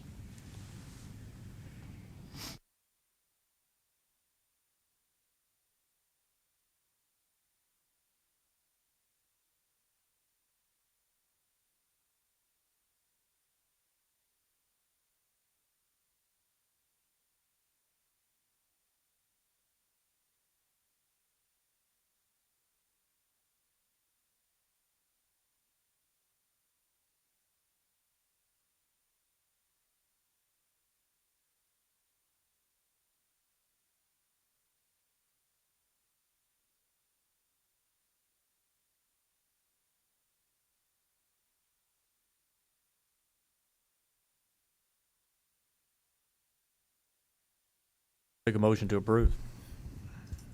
I'll second. Motion by Mr. Hams, a second by Mr. Rom. All in favor say aye. Aye. Any opposed? Motion carries. Congratulations, Mr. Vanez. get you an email tomorrow with the license number and everything on it. And we'll attach a PDF copy of the license you can print off until you get the computer generated copy. Next establishment is Sellers Funeral Home in Hendersonville with the proposed manager Matthew J.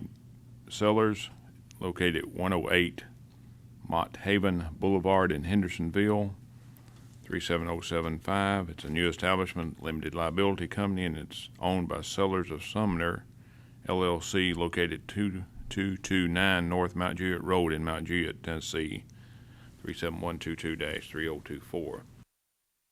Sellers is out of town today with one of his children involved in a sports activity. The only reason that I could not administratively review this application for consideration of approval was because when you heard a complaint earlier today and acted upon that complaint, when the field rep went out to do the inspection, and I'm sorry, there were two permanent signs located on the property. And when Mr. Sellers had built a establishment in Mount Juliet back a year or two ago, or maybe longer than that, but within recent past anyway, same inspector had gone and inspected that one, found the sign there, and gave him a warning at that time and talked to him about, you know, you can put up a sign that says future site of or proposed site of such and such establishment, but not put up a permanent sign. You know, this was not a construction sign, as you can see from the pictures here. They were permanent signs. And so he citation to him. And so legal brought the citation to you, you acted on that, and then here's the application. As far as I know, everything's in order.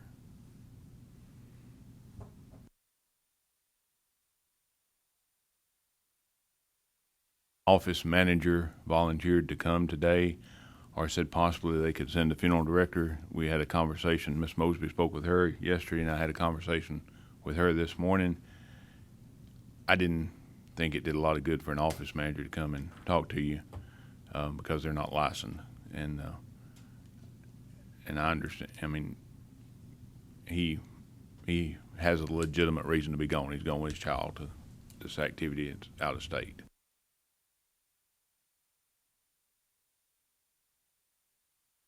All the requirements have been met.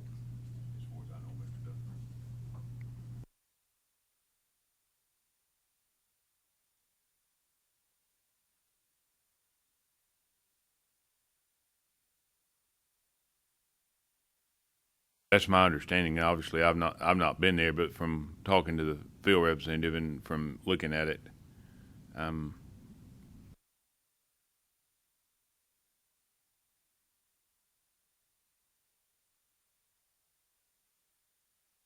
Make a motion to accept. dark picture there on the front of the facility, so it don't give you a lot to look at. It's if you look at the actual photo, it's built a lot like some of his other establishments. One in Lebanon. It's kind of along the same architect style and things of that nature. I'll second the motion. A motion by Mr. Duffer, a second by Mr. Rom. All in favor say aye. Aye. Any opposed? Motion carries.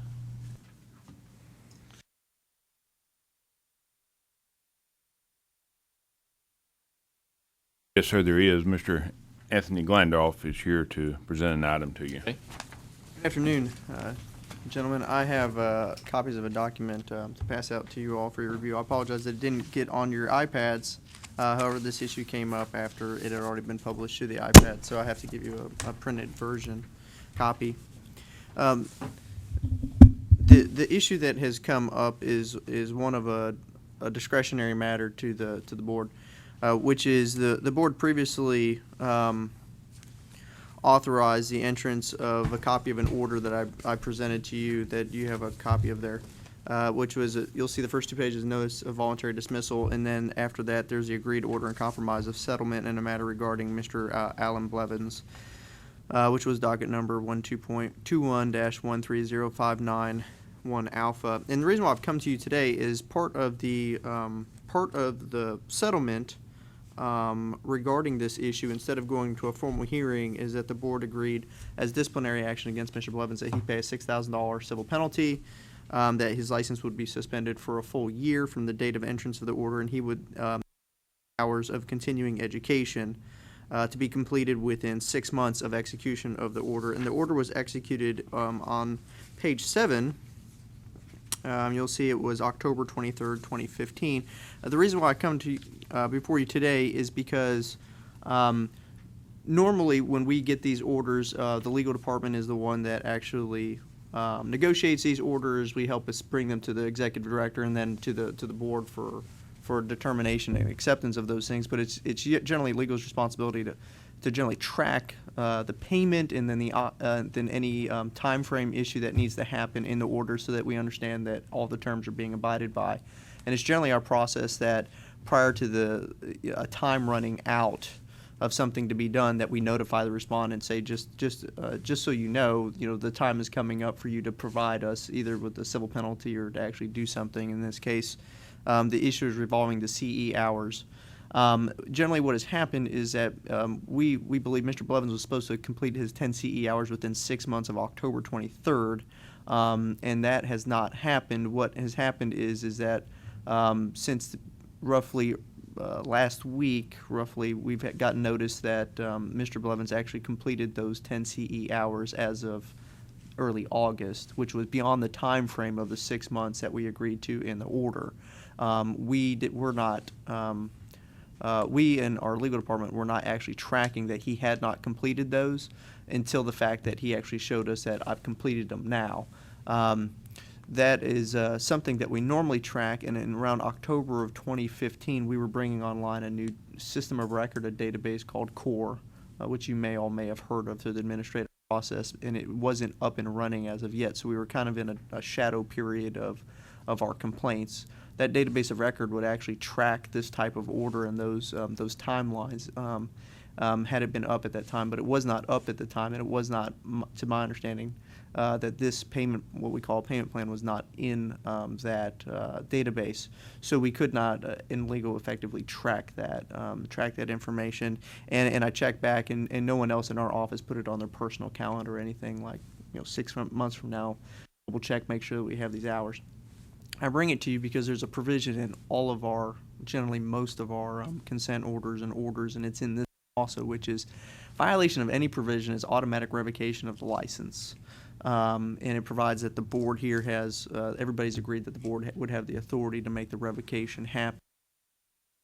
It calls for an automatic revocation, which if the order was effective, it would have automatically revoked the license starting effectively last April. However, Mr. Blevins' license was actually suspended at that time, and we in legal department did not recognize that time had lapsed, the 6 months, and did not bring it back before the board and request that we send out a notice of revocation or anything like that. So what has happened is, fast forward 4 months, those CEs haven't been done. We basically find out that he hasn't completed those CEs until he now has completed those CEs. So generally the board would have the discretion to make a determination as to whether they want to recognize the revocation of the license, or in this instance and circumstance, because we weren't tracking this and we did not let Mr. Blevins know, like as part of our process generally for payment plans, is the board could authorize that we go back and try to amend this order so that Mr. Blevins would have had more time to complete those 10 hours of CE.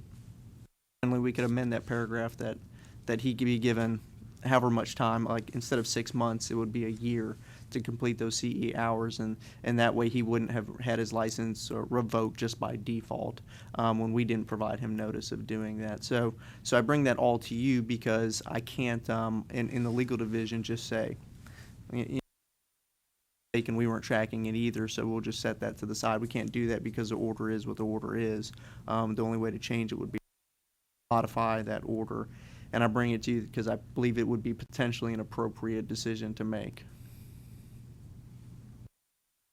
I apologize that we weren't tracking this in our legal department at the time. It's not our normal course to do.